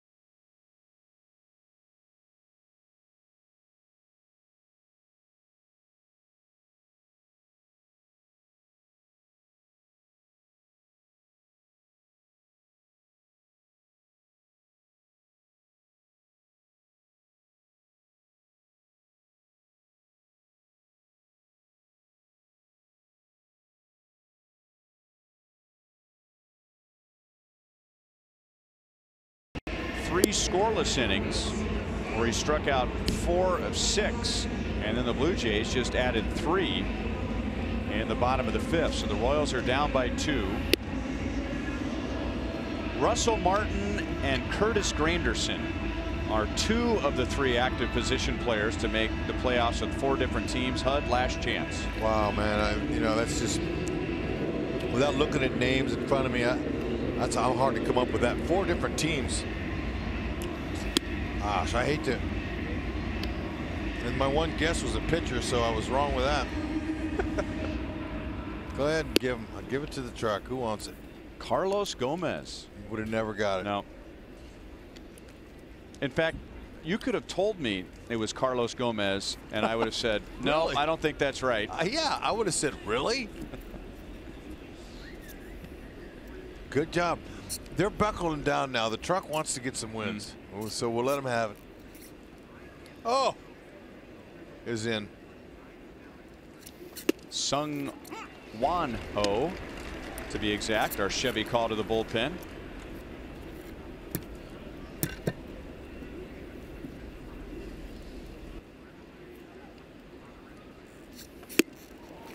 Oh, 2 on Jorge Soler, who's leading off our Sonic Slam inning. Our contestant is Jeannie Myers from Kansas City, Missouri. If the Royals hit a home run out of the park in this inning, Jeannie wins $1,400. If the Royals hit a grand slam out of the park, Jeannie wins $25 grand from Sonic and the Royals. Into left center field, and that's down. So back come the Royals. Soler is 2 out of 3.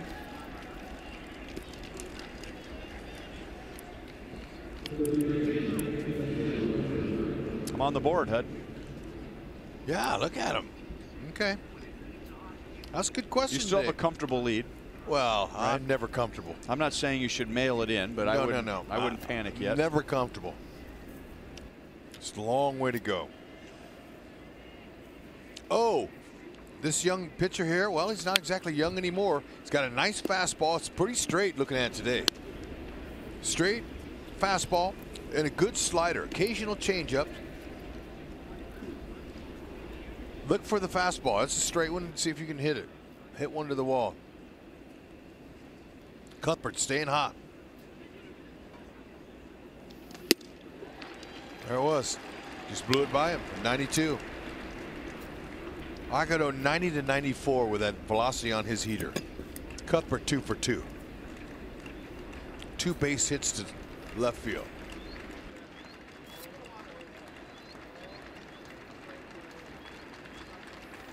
Look out.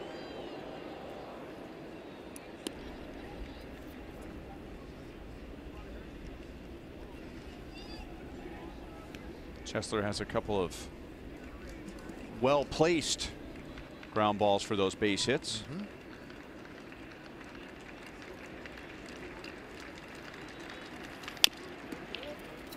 Chopped out to third, and the catcher Martin was yelling out 1-1, telling him the play was to first. Soler moves up to second base with 1 down. Tune in to Fox Sports Kansas City on April 26th for the annual Royals Charities Broadcast Auction. For more information, visit royals.com/broadcast auction. That is a fun night. Royals do a wonderful job of putting together a lot of very unique baseball experiences, baseball memorabilia, all to be auctioned off for Royals charities.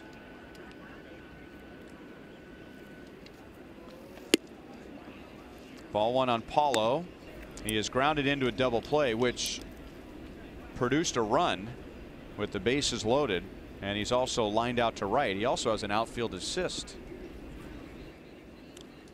You know, there's a rumor out there that you and I might be auctioned off for a lunch, but I heard they're waiting on your approval.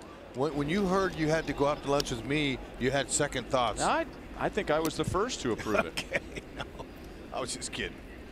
That might be a fun. Actually, just to clarify, they are auctioning off us going to lunch with somebody. They're not auctioning us off for lunch. Oh, okay. Did I misspeak again? Well, I think you understood that what I meant though. But look, that's a great opportunity. Just to have lunch with you it would be great. But look, we get to meet some Royals fans. Somebody who's actually going to pay for it. Money goes to a tremendous cause. All of the Royals charities that they support throughout Kansas City and abroad. It's a beautiful thing. I look forward to seeing some of the other auctions items that they have. But you know, you put yourself out there and you never know. I mean, suppose nobody calls. Well, for that item. I did tell them when they asked me if I would go to lunch with somebody. I said, yeah, if you think you can make some money for it, great. Still 2-2. I think there'll probably be some better items available than that. But I'm excited to have lunch with you, though. There's a familiar face. Tyler Clippard warms up in the Blue Jays bullpen. It's early, but the Blue Jays bullpen has been a strength.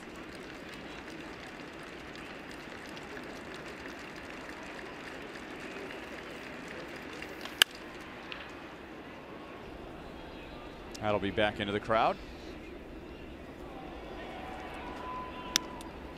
Like a Royals fan who came running down those steps with his glove on. That away.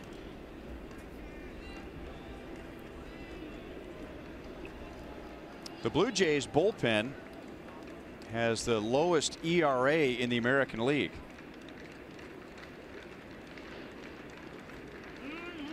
They have not blown a save yet this year. Last year, the Blue Jays had the worst start in franchise history. They started 1-9, and they blew 8 of their first 12 save opportunities. Wow. So that's a breath of fresh air for John Gibbons and the Blue Jays to be putting those games away. That pitch looked inside, but no argument from Paulo. I think it is just well established that you better go up there swinging today with Ed Hickox behind the plate. Both teams 2 down. Yeah, you know, he's been calling that all night so far, and that's 2-seamer on there. Had a little bit of run in. If you don't hack, he'll send you back. Ed Hickox in his 14th year as a big league umpire.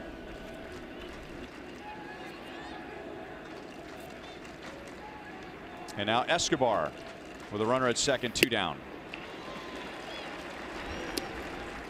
Esky was hit by a pitch in the second inning, and then he struck out on the front end of a double play in the fourth.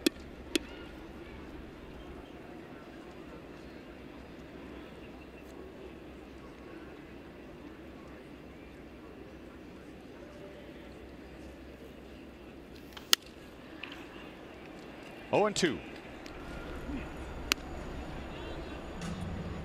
Blaine Boyer is warmed up and looks like he's just waiting to come into the game, so it might only be 5 for Skoglund. Out there with bullpen coach Vance Wilson, who pulls out his lineup card and is preparing Boyer for who he's going to face.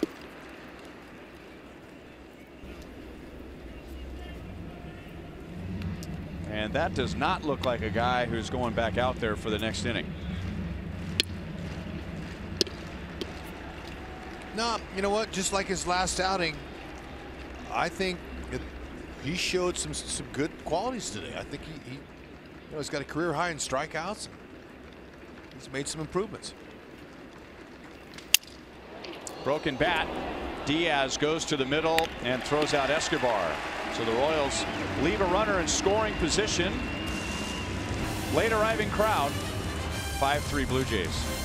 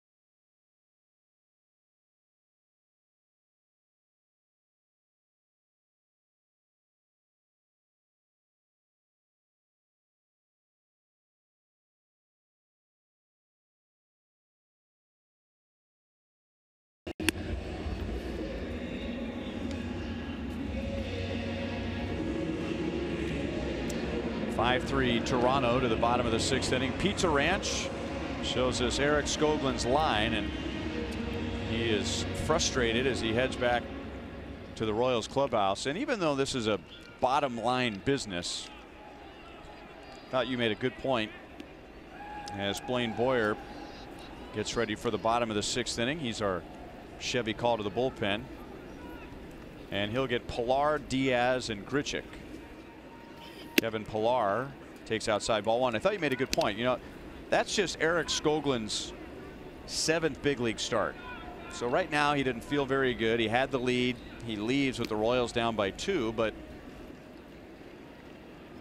as he is trying to establish himself at this level, as hard as it is, he's just going to have to focus on what positives occurred today. And there were some positives for him. Maybe he doesn't feel like it right now. Yeah, no. He doesn't now. But you know what, though? What happens is Cal Eldred, his pitching coach, first year for Cal, he's going to get together with him, and they're going to talk about positive things. Exactly. That's what you do. And a couple of things we can improve on. It's how you present it to the player, how you communicate with him. Got to dwell on the positives. I mean, how many times have you heard me say how negative this game is and how hard it is to perform it? You know, when you're new, especially, you have to have confidence. It's the same thing when you're a veteran player and you get up to a slow start. You got to have confidence. I mean, Boyer, he didn't want to have an opponent average over 400 and an ERA at 23 coming into the season, but he's just missed with his fastball. His slider hasn't had the break on it that he's wanted to. They've been working with him in the bullpen on getting a different break on his slider, getting his grip on top of the ball a little bit more, and having a little more downward movement. It's lateral, it's flat in movement, so it's staying in the hitting zone a little longer, and they're not missing it.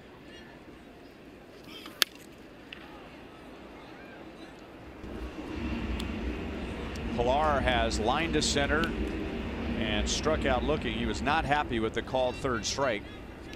It is a pitcher's strike zone in this first game of the doubleheader, which shouldn't come as a huge surprise to the hitters, but there's been a few hitters grumbling on their way back to the dugout.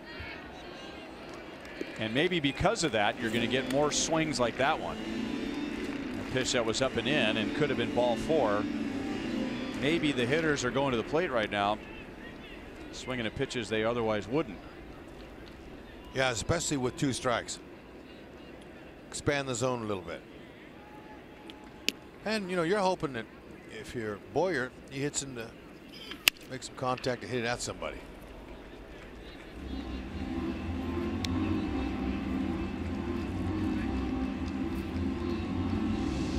Joel was talking about Blaine and his role 2 nights ago when that sheet of ice flew off one of the team buses into the second team bus and shattered the windshield. It was Blaine who came to the rescue and helped guide the bus off the highway. It was a rainy, slushy night.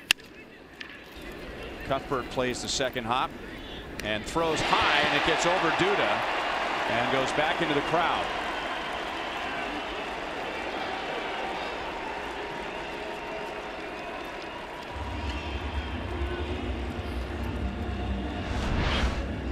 Well, catches it with no problem and just stayed under it just a little bit. And Duda, he wanted to stay on the bag, but he couldn't, and he tried to jump at the last minute. Didn't work. So we can see Cuthbert. Little extra step. Yeah, he traveled a little bit, and he knew that Pilar could really run. And at the last minute, he put a little bit too much on it.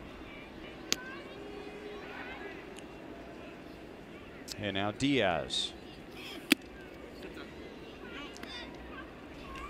It sounded like there was contact, and Cam Gallagher is saying to the Royals dugout, you know, that ball hit the bat before it went into his glove. Yeah, there was some kind of noise I thought we heard. Let's see if we can hear it. Yep, I heard the click.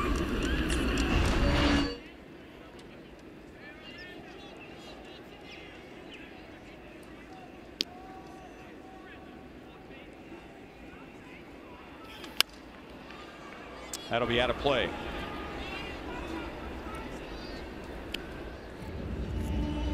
A foul tip, even though Diaz was squared around a bunt, is a non-reviewable play. So Cam had the right idea, but the Royals had their hands tied. Hey, all you can do if you're a player is just tell them what you heard or what you saw.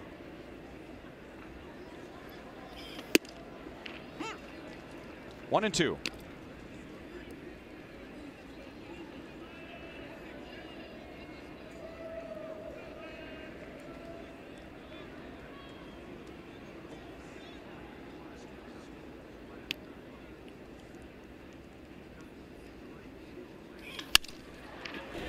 Escobar backhands, no play. They almost had a play on Pilar, who had gotten too far away from second base, but Esky elected to hang on to the ball. Diaz ends up with an infield single.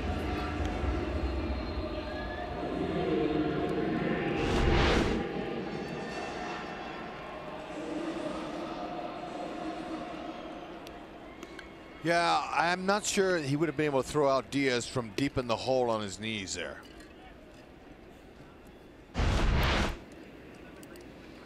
So he did the right thing. Down by a couple of runs. I want to throw one away. And now outside to Grichuk. He lined out to deep center field in the second inning, and then he got the 3-run fifth going with a double. Skoglund had him down 1-2, and Grichuk doubled to left center field and scored the first of those 3 runs. He's hit the ball hard.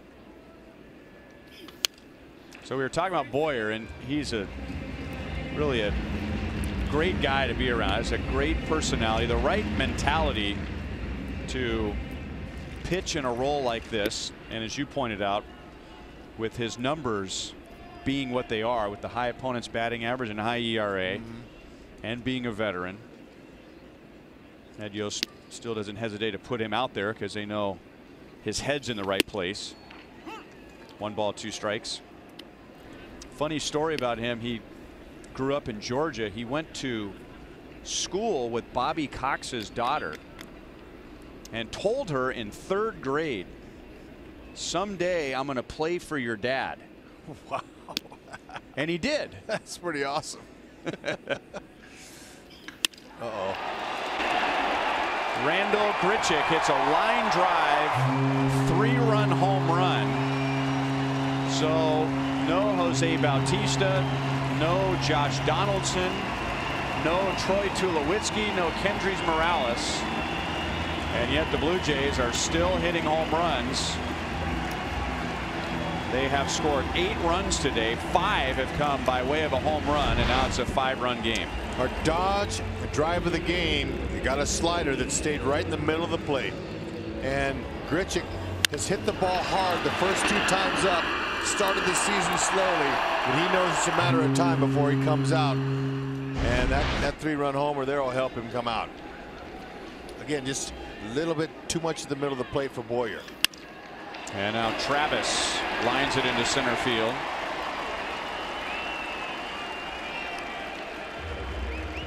So the Blue Jays number 8 and number 9 hitters, Grichuk and Travis, were in deep slumps. And they have combined for 3 hits and 3 lineouts.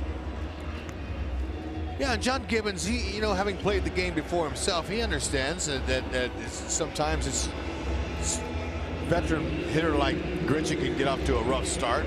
He's going to stay with him. Grichuk rewarded him so far in this game here, game 1. Curtis Granderson is going to bat for Steve Pearce. And we go from a shot of John Gibbons to a shot of Curtis Granderson, and getting a chance to chat with and catch up with John Gibbons before today's game. He went on and on about how professional Curtis Granderson is, and he called him into his office at the beginning of spring training and said, you know, here's what I'm thinking for you as far as what games he was going to play early in spring training, how many at-bats he was going to get in the early spring training games. And Granderson's response was, whatever you need, however you feel, just run me out there, whatever works for you. Wow. And just he's in a good place. So refreshing to get an accomplished veteran like Curtis Granderson. I mean, even some of the really good character guys in the game today who've been around for a while still don't want to play a whole lot in early spring training. Paulo runs it down in right center field. Travis ran back to tag, but the Royals do a good job of getting it back to the infield, and that is the first out of the inning.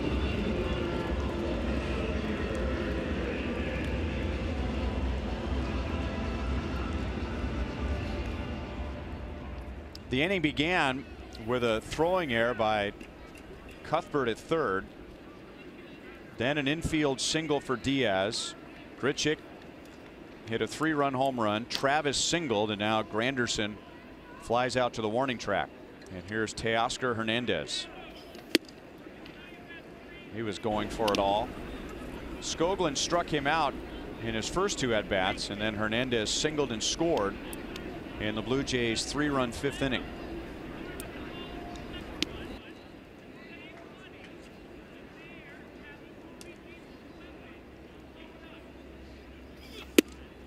One and one.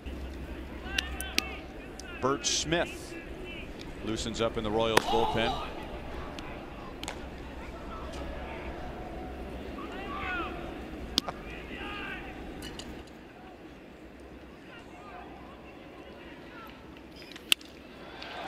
That is fair inside the left field line. Hernandez, who is off balance, still able to keep his hands back long enough to hook it into the corner. Travis stops at third, and now the Blue Jays have runners at second and third with 1 out.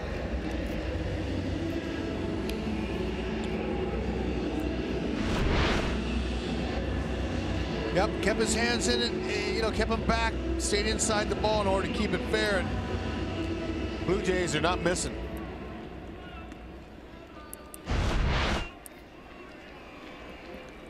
It's the right move there. That is the universal intentional walk sign, which used to be from the dugout to the catcher, so the catcher could tell the pitcher that they were going to intentionally walk the hitter, but now that sign goes to the umpire so that the umpire can tell the hitter to go down to first base. Yeah, and the other day at the K, when they intentionally passed Ohtani, Ned said that Ohtani wasn't sure what the heck they were doing. He's looking around going, what are they doing? Apparently that rule hasn't made its way to Japan yet. So yeah. Bases loaded, 1 out.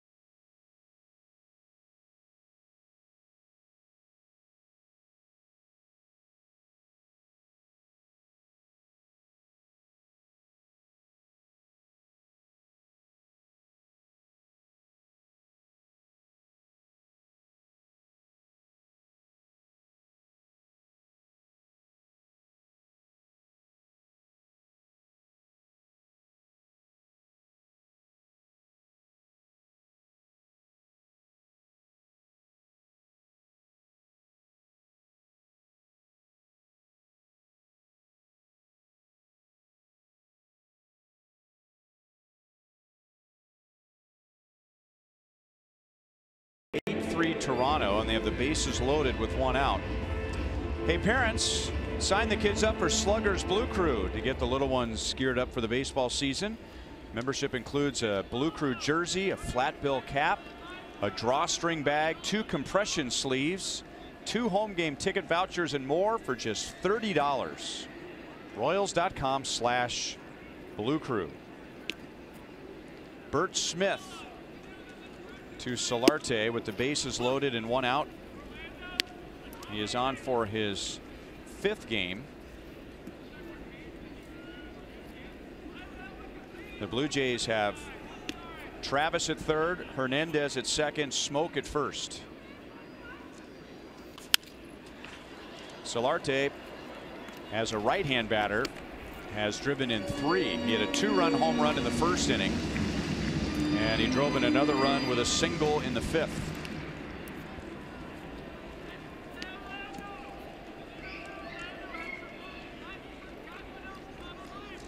And this is his stronger side of the plate.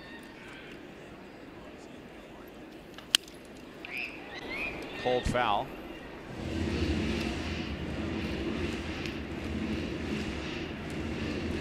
Bert Smith has something for him, though. He's got a good hard fastball, mid-90s, good slider, occasional changeup, but he's mainly hard stuff coming right at you.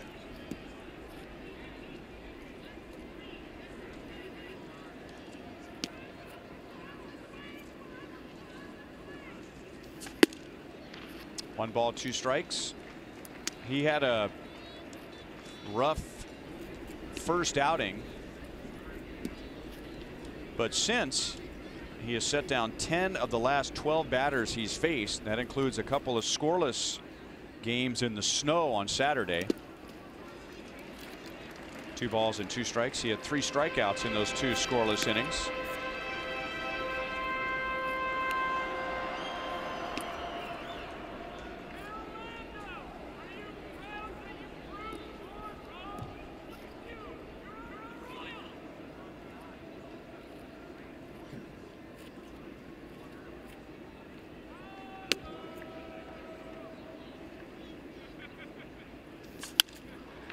Still 2-2. Solarte's also coming off a very good road trip on what turned out to be a 7-game road trip because of a couple of postponements. He was on base 15 times in those 7 games. Yeah, you know, he's extremely aggressive. You can see him today. He's playing and he's having fun. He's enjoying himself. I don't know if this is deep enough. Paulo got some forward momentum, and his throw is a little bit late. So Solarte drives in his 4th of the day, getting Devin Travis to the plate, and now it's 9-3 Blue Jays.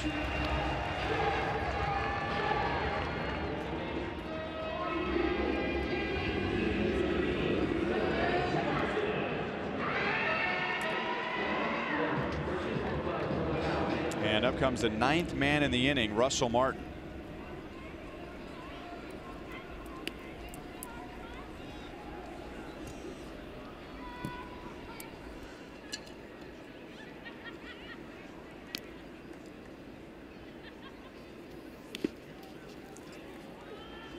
Martin is struck out. He is walked and he is grounded out.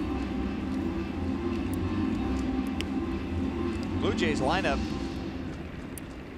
before the game was a combination of some hot hitters and some ice cold hitters, and 2 of those ice cold hitters, Grichuk and Travis, have had a big game. 2-0 on Martin.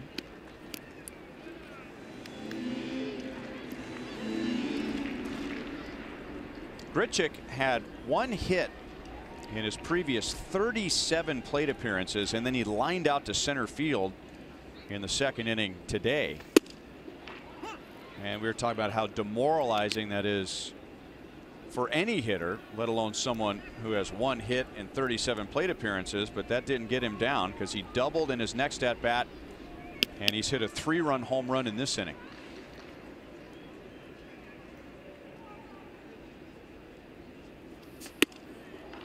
Three and 1 on Martin. Bert Smith, 6'4", 220. He's a big guy, and he looks confident in delivering that ball. Ball's got a lot of life coming out. Like nice 2-seamer. Some good movement on it.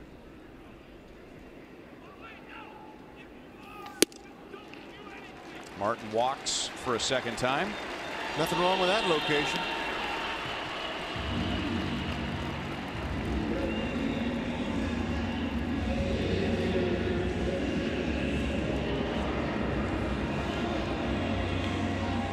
And now Kevin Pillar, and he started this inning with a sharply hit ground ball to third. It was hit right at Cuthbert, and then Cuthbert's throw was over Lucas Duda at first, and that's how this inning started.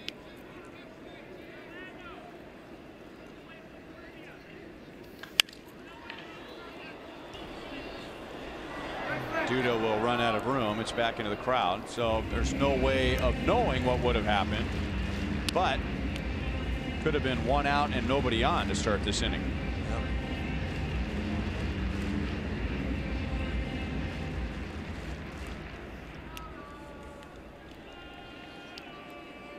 Then Diaz reached with an infield single. Grichuk hit a 3-run home run. Travis singled. With one out, Hernandez doubled. Then an intentional walk followed by a sacrifice fly.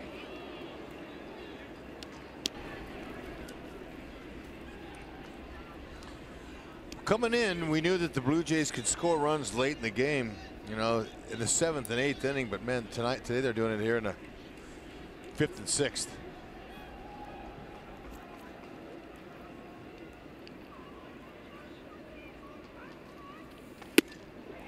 Ooh. Well, if we believe in that strike zone grid, that was a strike.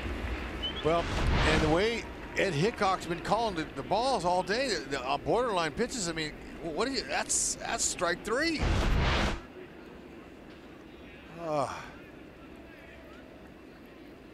Cam wanted it down, but ended up being in the middle.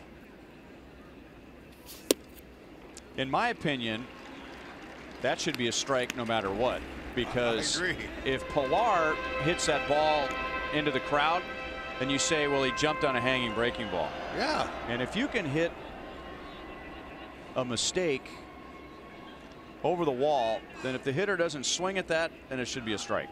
I agree. And Pillar takes full advantage. He will drive in 2 more. It is a 6-run bottom of the 6th inning for the Blue Jays, and now they lead by 8.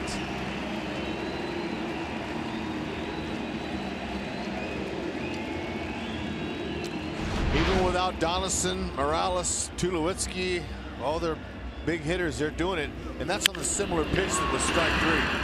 But this one goes right in the middle and up. They're not missing. Blue Jays are putting this one away.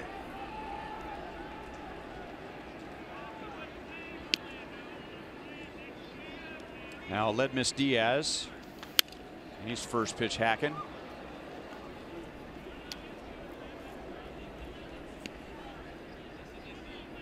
He has a pair of infield singles and has scored 1 run.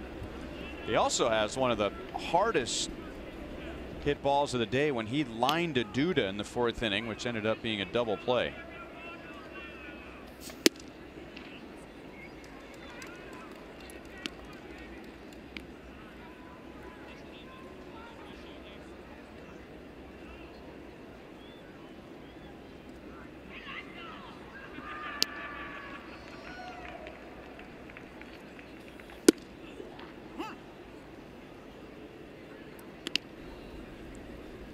One and 2. You have the strike zone figured out, Hud? No, and you know what? It's okay because I don't have to compete with it, but the hitters do. No wonder they get a little frustrated.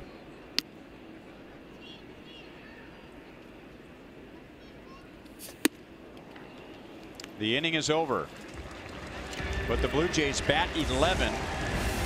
They score 6. They've scored 9 in the last 2 innings.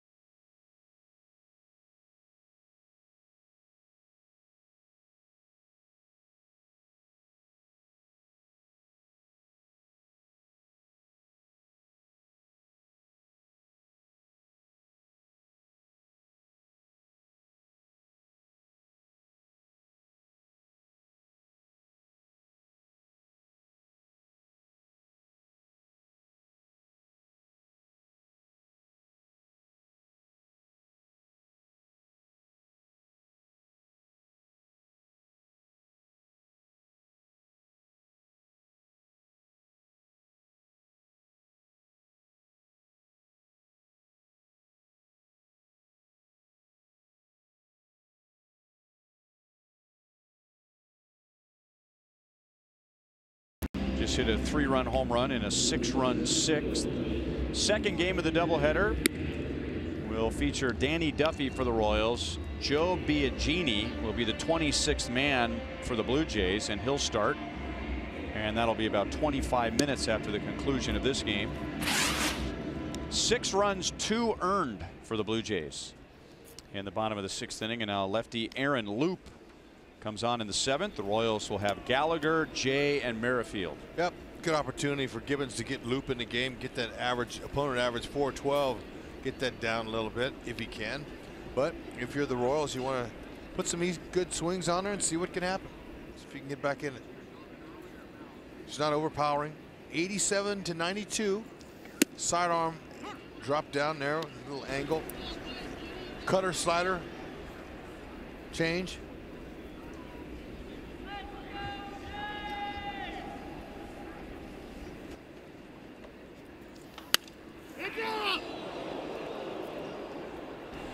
There were players yelling heads up as that line drive went screaming into the crowd.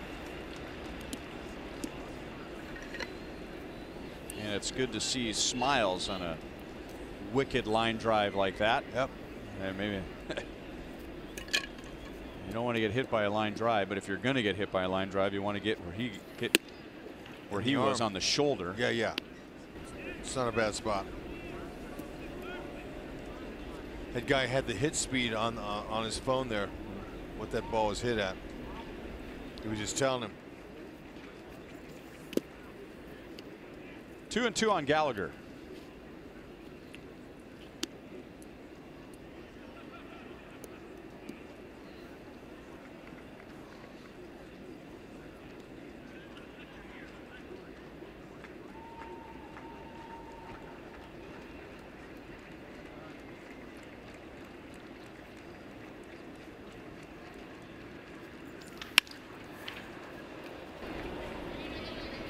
Grichuk comes over from right and makes a play for the first out. You can watch every out-of-market regular season game live at home, in the office, or on the go with the MLB.TV app.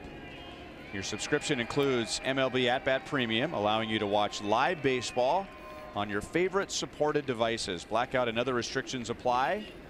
Visit MLB.TV for details.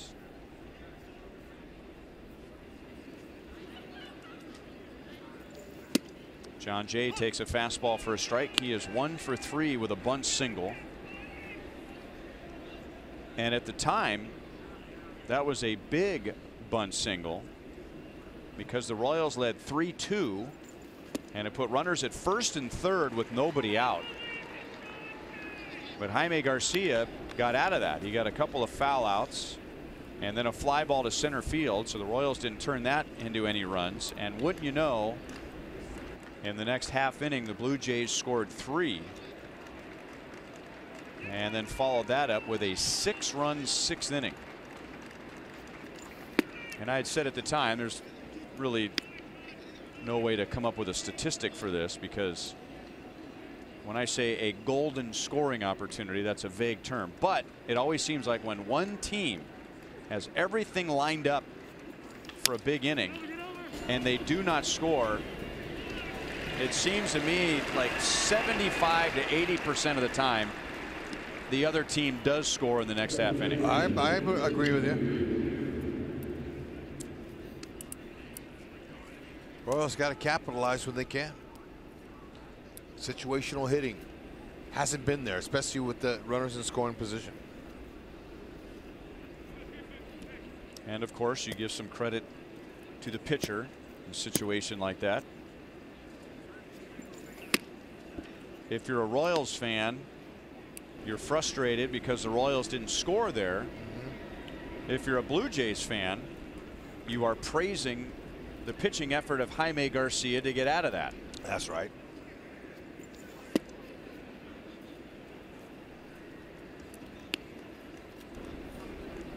Two 2-0 on Witt.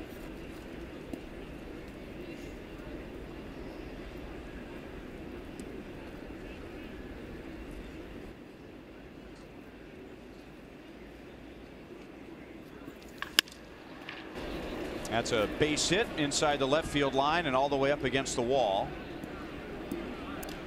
which is 100 meters from home plate. And Witt has a 2-out double.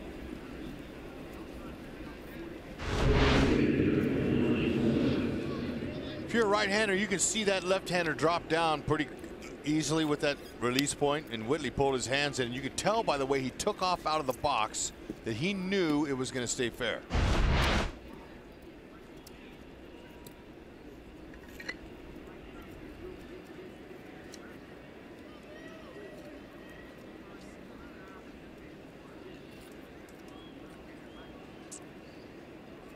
Mike Moustakas with Merrifield at second base, 2 down.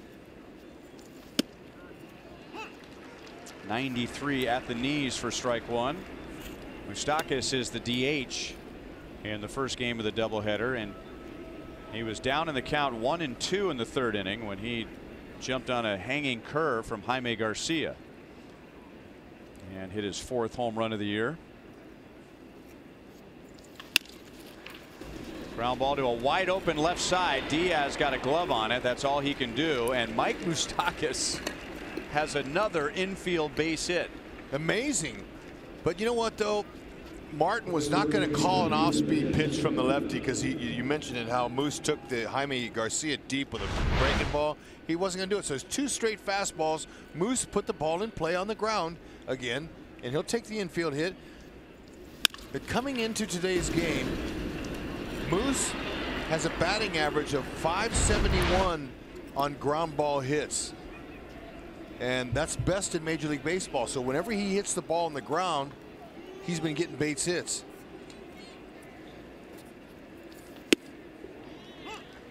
Pretty impressive for Moose. Lucas Duda also has a home run today. Sorry. Yeah, no, Moose is balanced this year. You know, from spring training on, when he got there, he was in mid-season form, short to the ball, quick. Everything's good, looking good for Moose.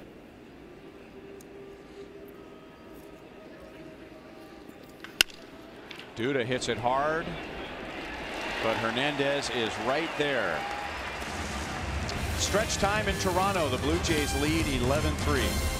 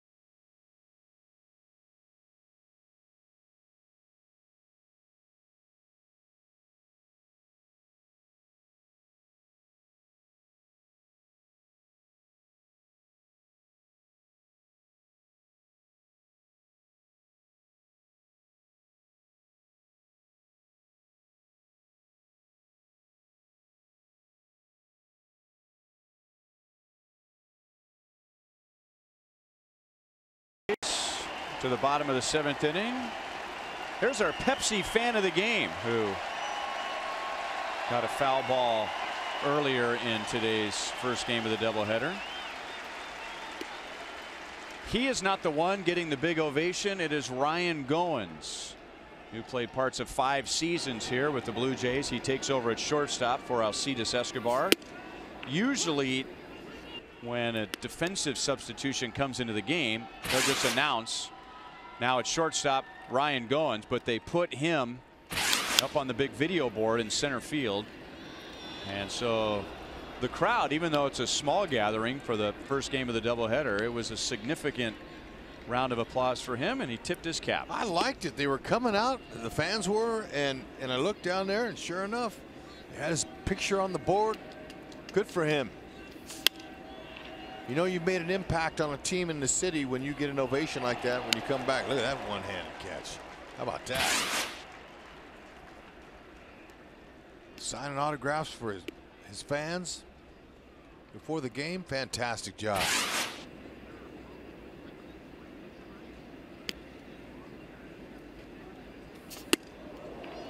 '96 at the hands. 1-2 on Grichuk, who has a 3-run home run, a double, and he has scored twice.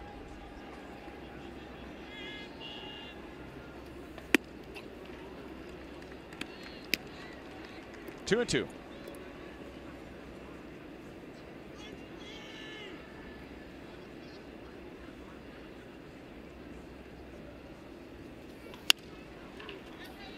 And off the knuckles. Still 2-2. Sixth inning, Grichuk got a hold of one. He's coming out of it. There it is. Look at that tracer. Barely could stay with the ball. Ball was tattered and battered and left at 114. It wasn't walking either. We've seen some hard hit balls in today's game. Popped up a changeup. Gallagher makes the play, 1 down. Today's copyrighted telecast is presented by authority of the Kansas City Royals and may not be reproduced or retransmitted in any form. And the accounts and descriptions of this game may not be disseminated without the express written consent of the Kansas City Royals Baseball Club. Ryan Lefevre, Rex Hudler with Joel Goldberg and Jeff Montgomery. Director Steve Kurtenbach. Producer Kevin Cedergren, associate producers Sam Abramson, Dave Holtzman, and the producer of Royals Live is Casey Carter. Those teammates of ours that you mentioned every game, and they work hard, and we couldn't do any of this up here without them. Fantastic job, fellas. Keep it up. Got another game here after this one. Birch Smith, though, bringing in his changeup a little bit more now. When you're getting blown out of the water like the Royals are here in game one, go ahead and work on some of your pitches. That's what he's doing. I like his changeup. We see his fastball is powerful. It's mid-90s. Slider looks good, but he's bringing the changeup in, which is a pitch that moves down and into the righty. I like the action on it. Ooh. Did he swing?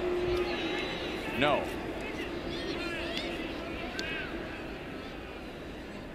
Been coming inside on hitters. He's not trying to do that on purpose. He's just, the ball's moving. It's moving like a half a foot.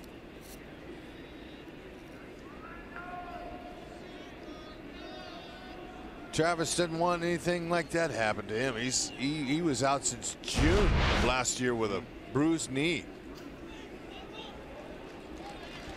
Staying in good. Ended up having surgery on that knee. And he had had surgery on that same knee prior to that during the offseason. 3 seasons ago, he had left shoulder surgery.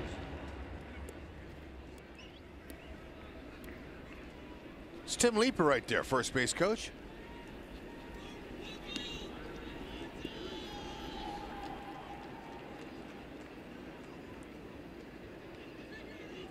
And now Granderson.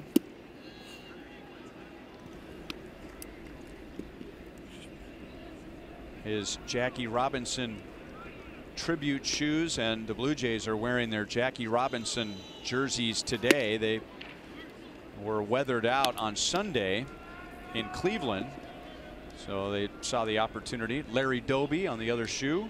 Fantastic. The first American League player to break baseball's color barrier. The Royals and Angels were also wiped out on Sunday. The Angels will come back to Kansas City on June 25th, and on that date the Angels will bring their Jackie Robinson uniforms, so we will have Jackie Robinson Day at Kauffman Stadium on June 25th. Maybe they'll bring Shohei Ohtani, let him toe the slab like he was supposed to. A lot of Royals fans were looking forward to watching him. He was pitching tonight, though,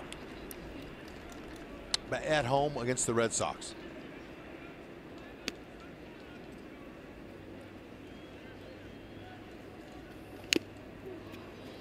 Off of Gallagher's glove. But you know, you're talking about Granderson when he came in to pinch hit last time up, and he's in a good position to be in this time in your career. You know, he's late in his career, even though he's got a few years left. He'll play as long as he wants to, I'm sure. But he's real confident, well-spoken. You know, a guy who does so much for the communities he's been in, and you know, he's a giver. He's not a taker. He can write his ticket when he's done whatever he wants to do. Burr Smith has thrown some good changeups in this inning. Yeah, no, I'm impressed. Last inning, or actually early this inning, he's been bringing it in, and I'm liking it. This is when you use it. Use it on big league hitters. Don't throw it on the side. I mean, you can throw it as much as you want out in the bullpen, but you're not facing hitters. And this is how you really improve on a certain pitch. You can bring it into the game.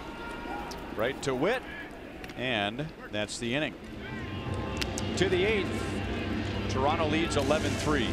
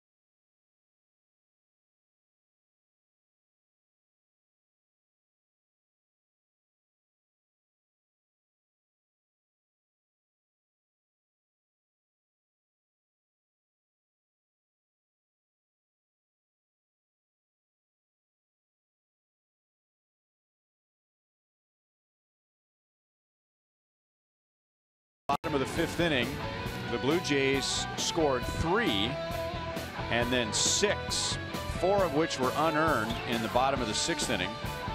Lucas Duda and Mike Moustakas went back-to-back in the 3rd. Jan Hervis Solarte and Randall Grichuk have both homered. Solarte has driven in 4, and now he will come out of the game for a defensive replacement. Here's John Axford, who is the 4th Blue Jays pitcher today. Jaime Garcia went 5 and gave up 3 runs. And then Sungwon Oh and Aaron Loop both turned in scoreless innings. Axford's got big fastball, low to mid-90s cutter curve change. And that is Gift Ngope. And what a story he has. A strike to Jorge Soler. And Ngope takes over at third base for Solarte. Soler has a couple of singles today, and he grounds that one foul. 0-2.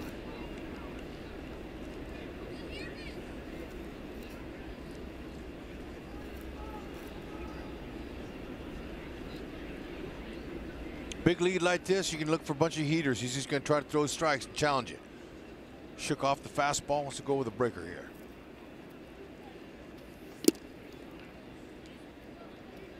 Big curve. And Ngope is the first major league player born in Africa, and he made his debut last year for the Pittsburgh Pirates.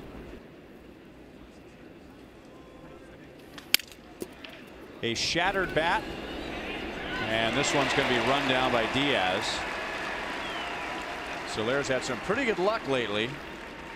If that had fallen, I think we would go buy some lottery tickets with him after the game tonight. I'd say he's really living right. He's living right, but I mean, that one falls, and I thought it had a chance. He's so strong, he's able to fight those out. Now let's see what happened to the bat. Ooh. Watch out.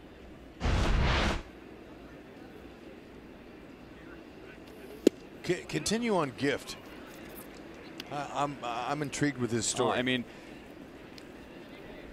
if his story doesn't become a movie someday, then I don't think another sports movie should ever be made. All right. Fabulous. South African. Yep.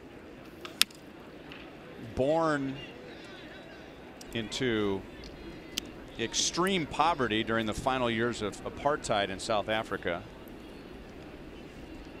His mother had to leave the family and travel close to Johannesburg just to make some money. And he had an older sibling. It was shortly after Gift was born. Grichuk makes a play in right field. And the only job she could find was washing, cleaning, and taking care of the grounds for an amateur team, baseball team, in Johannesburg. Baseball is not a big sport there at all. At first the team couldn't pay her, but then they offered to allow her to sleep in the clubhouse. Oh. And so eventually Gift joined her, and he spent a large part of his childhood in a clubhouse, a baseball clubhouse. Eventually became kind of like the mascot for the team. He was their bat boy and their water boy. And his father had left before he was even born. And so that's how he picked up the game of baseball. Wow, that's so cool. Oh, man. Stayed at it. And he's, you know, he's put in his time. He's ready now. He's 9+ years in the minors.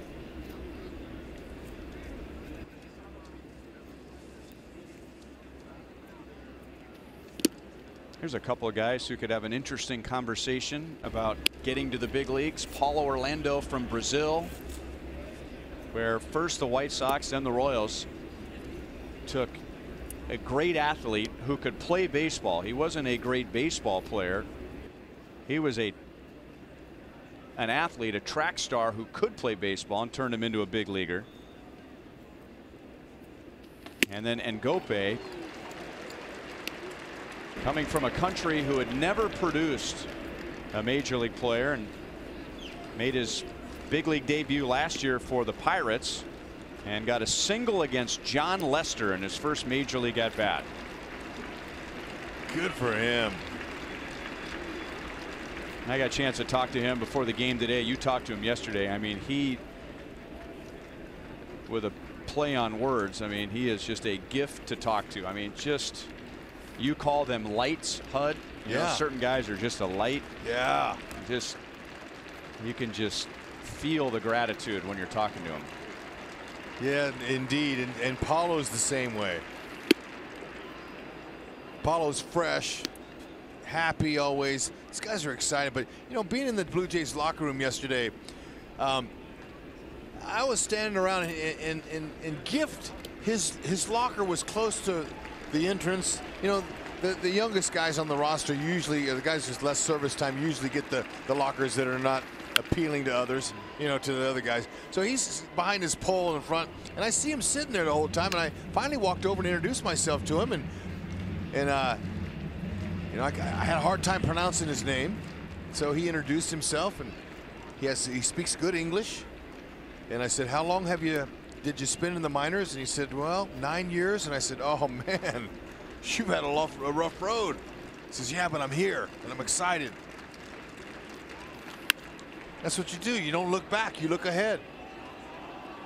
Signed by the Pirates in 08.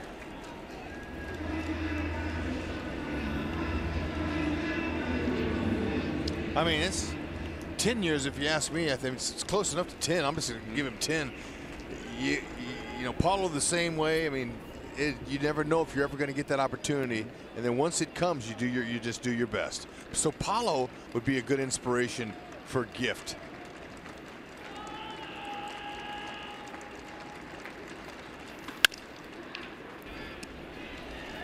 Devin Travis throws out Paulo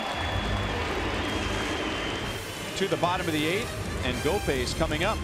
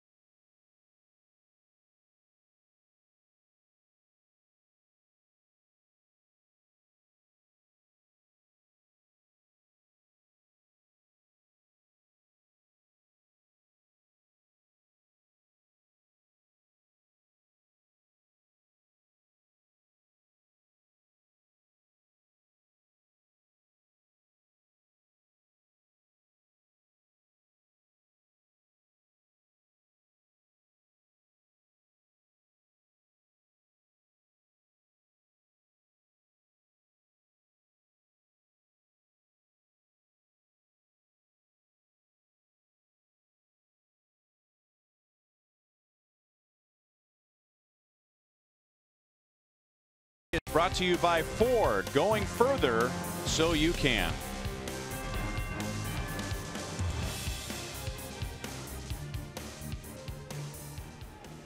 We are inside Rogers Center. The Blue Jays lead 11-3 as they come up in the bottom of the 8th inning.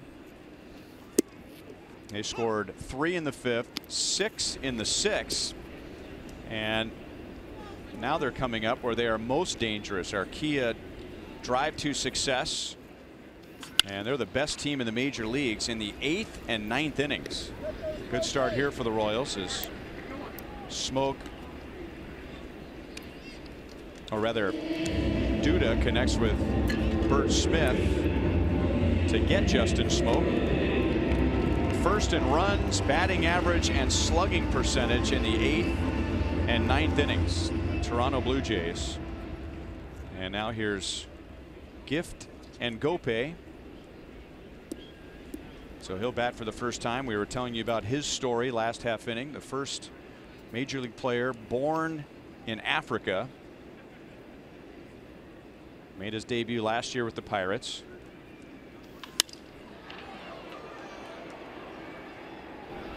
That is back into the crowd, and we were telling you about how he was raised in a clubhouse. Literally, that was his home, a baseball clubhouse outside of Johannesburg.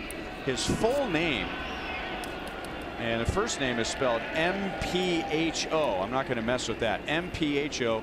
Gift is his middle name, and Gope. And his first name means gift in a South African dialect. And remember, I said if his story isn't a movie, they should never make another baseball movie or sports movie. Right. Here's the opening scene, Hud. Down goes Ngope. His mother was 3 months pregnant with Gift, and she had an older child, and their father had left the family. So she was at church, and when church was over, she was outside and crying because there was a lot of uncertainty, obviously, in her life. And again, this is in extreme poverty during the final years of apartheid in South Africa. Okay. And outside church, a stranger approached his mother, Maureen, someone whom she had never met before, and asked her what was wrong, and she explained why. And the stranger, as the story goes, said, "Don't worry, everything will be okay. Your baby will be a boy, and you must call him Gift, because he is a gift from God." And his mom never saw that lady again. Really? So she essentially, if you use the South African dialect name and then his middle name, his name is Gift, and Gope, just so that he had a name in his local dialect and an English name. So his mom made sure that everybody knew he was a gift. And that, I imagine, will be the opening scene of the movie. What do you think? Well, sure. He is a gift. We're all gifts, but we don't get the name Gift. Gift. First two names. There's Kamo. He's a gift. he was to the Royals in 2015. He sure was. I was going to say. Look at Birch. Wow, nice work this afternoon.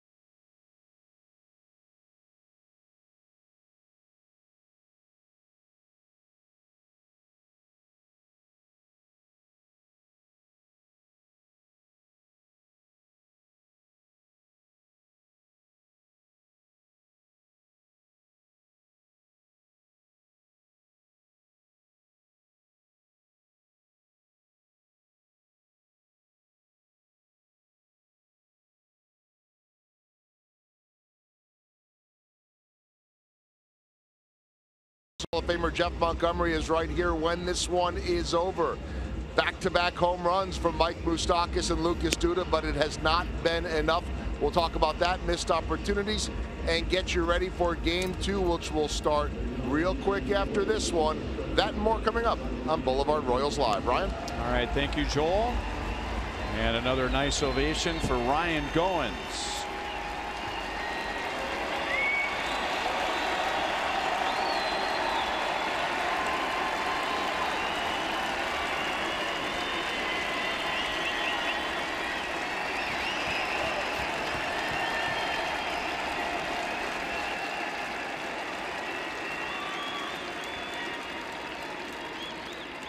That's the second ovation he has received today. The first was in the bottom of the 7th when he came on defensively for Alcides Escobar.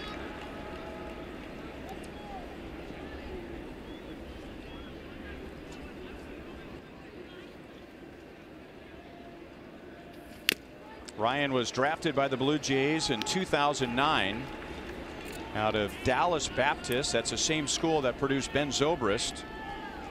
He first got to the big leagues in 2013.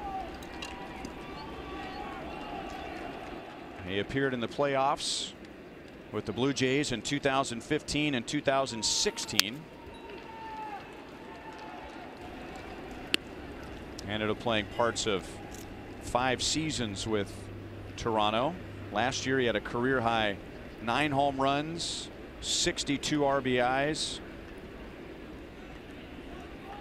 21 doubles. Yeah, and he filled in for the injured Tulowitzki most of the year as well. It's kind of what Diaz is doing this year.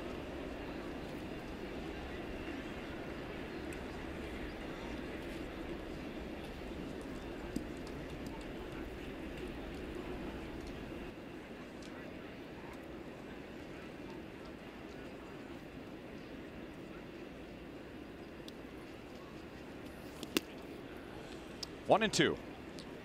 John Axford, he's got good stuff. He's a veteran too. He's been around. But John's strong. So one of the reasons the bullpen's so much better is, sure, they have some leftover players, pitchers from last year. You know, Osuna being an exceptional closer. You know, they got Loop and Tepera and Barnes, but you know, they got new guys in O. We saw O tonight. Tyler Clippard. We saw him out in the bullpen. We didn't see him here. And now Tim Misa. And now this guy, John Axford, he's got great stuff. No wonder. Their bullpen looks pretty strong.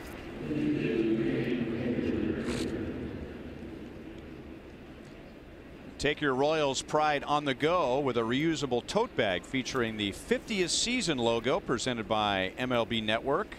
That'll be Saturday, April 28th, when the Royals take on the White Sox.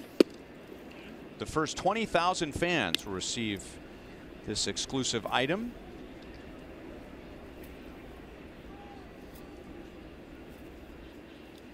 Cam Gallagher is 1 for 3. 1 ball and 1 strike. Danny Duffy will pitch game 2. Joe Biagini, a right-hander, called up as the 26th man, will pitch for Toronto.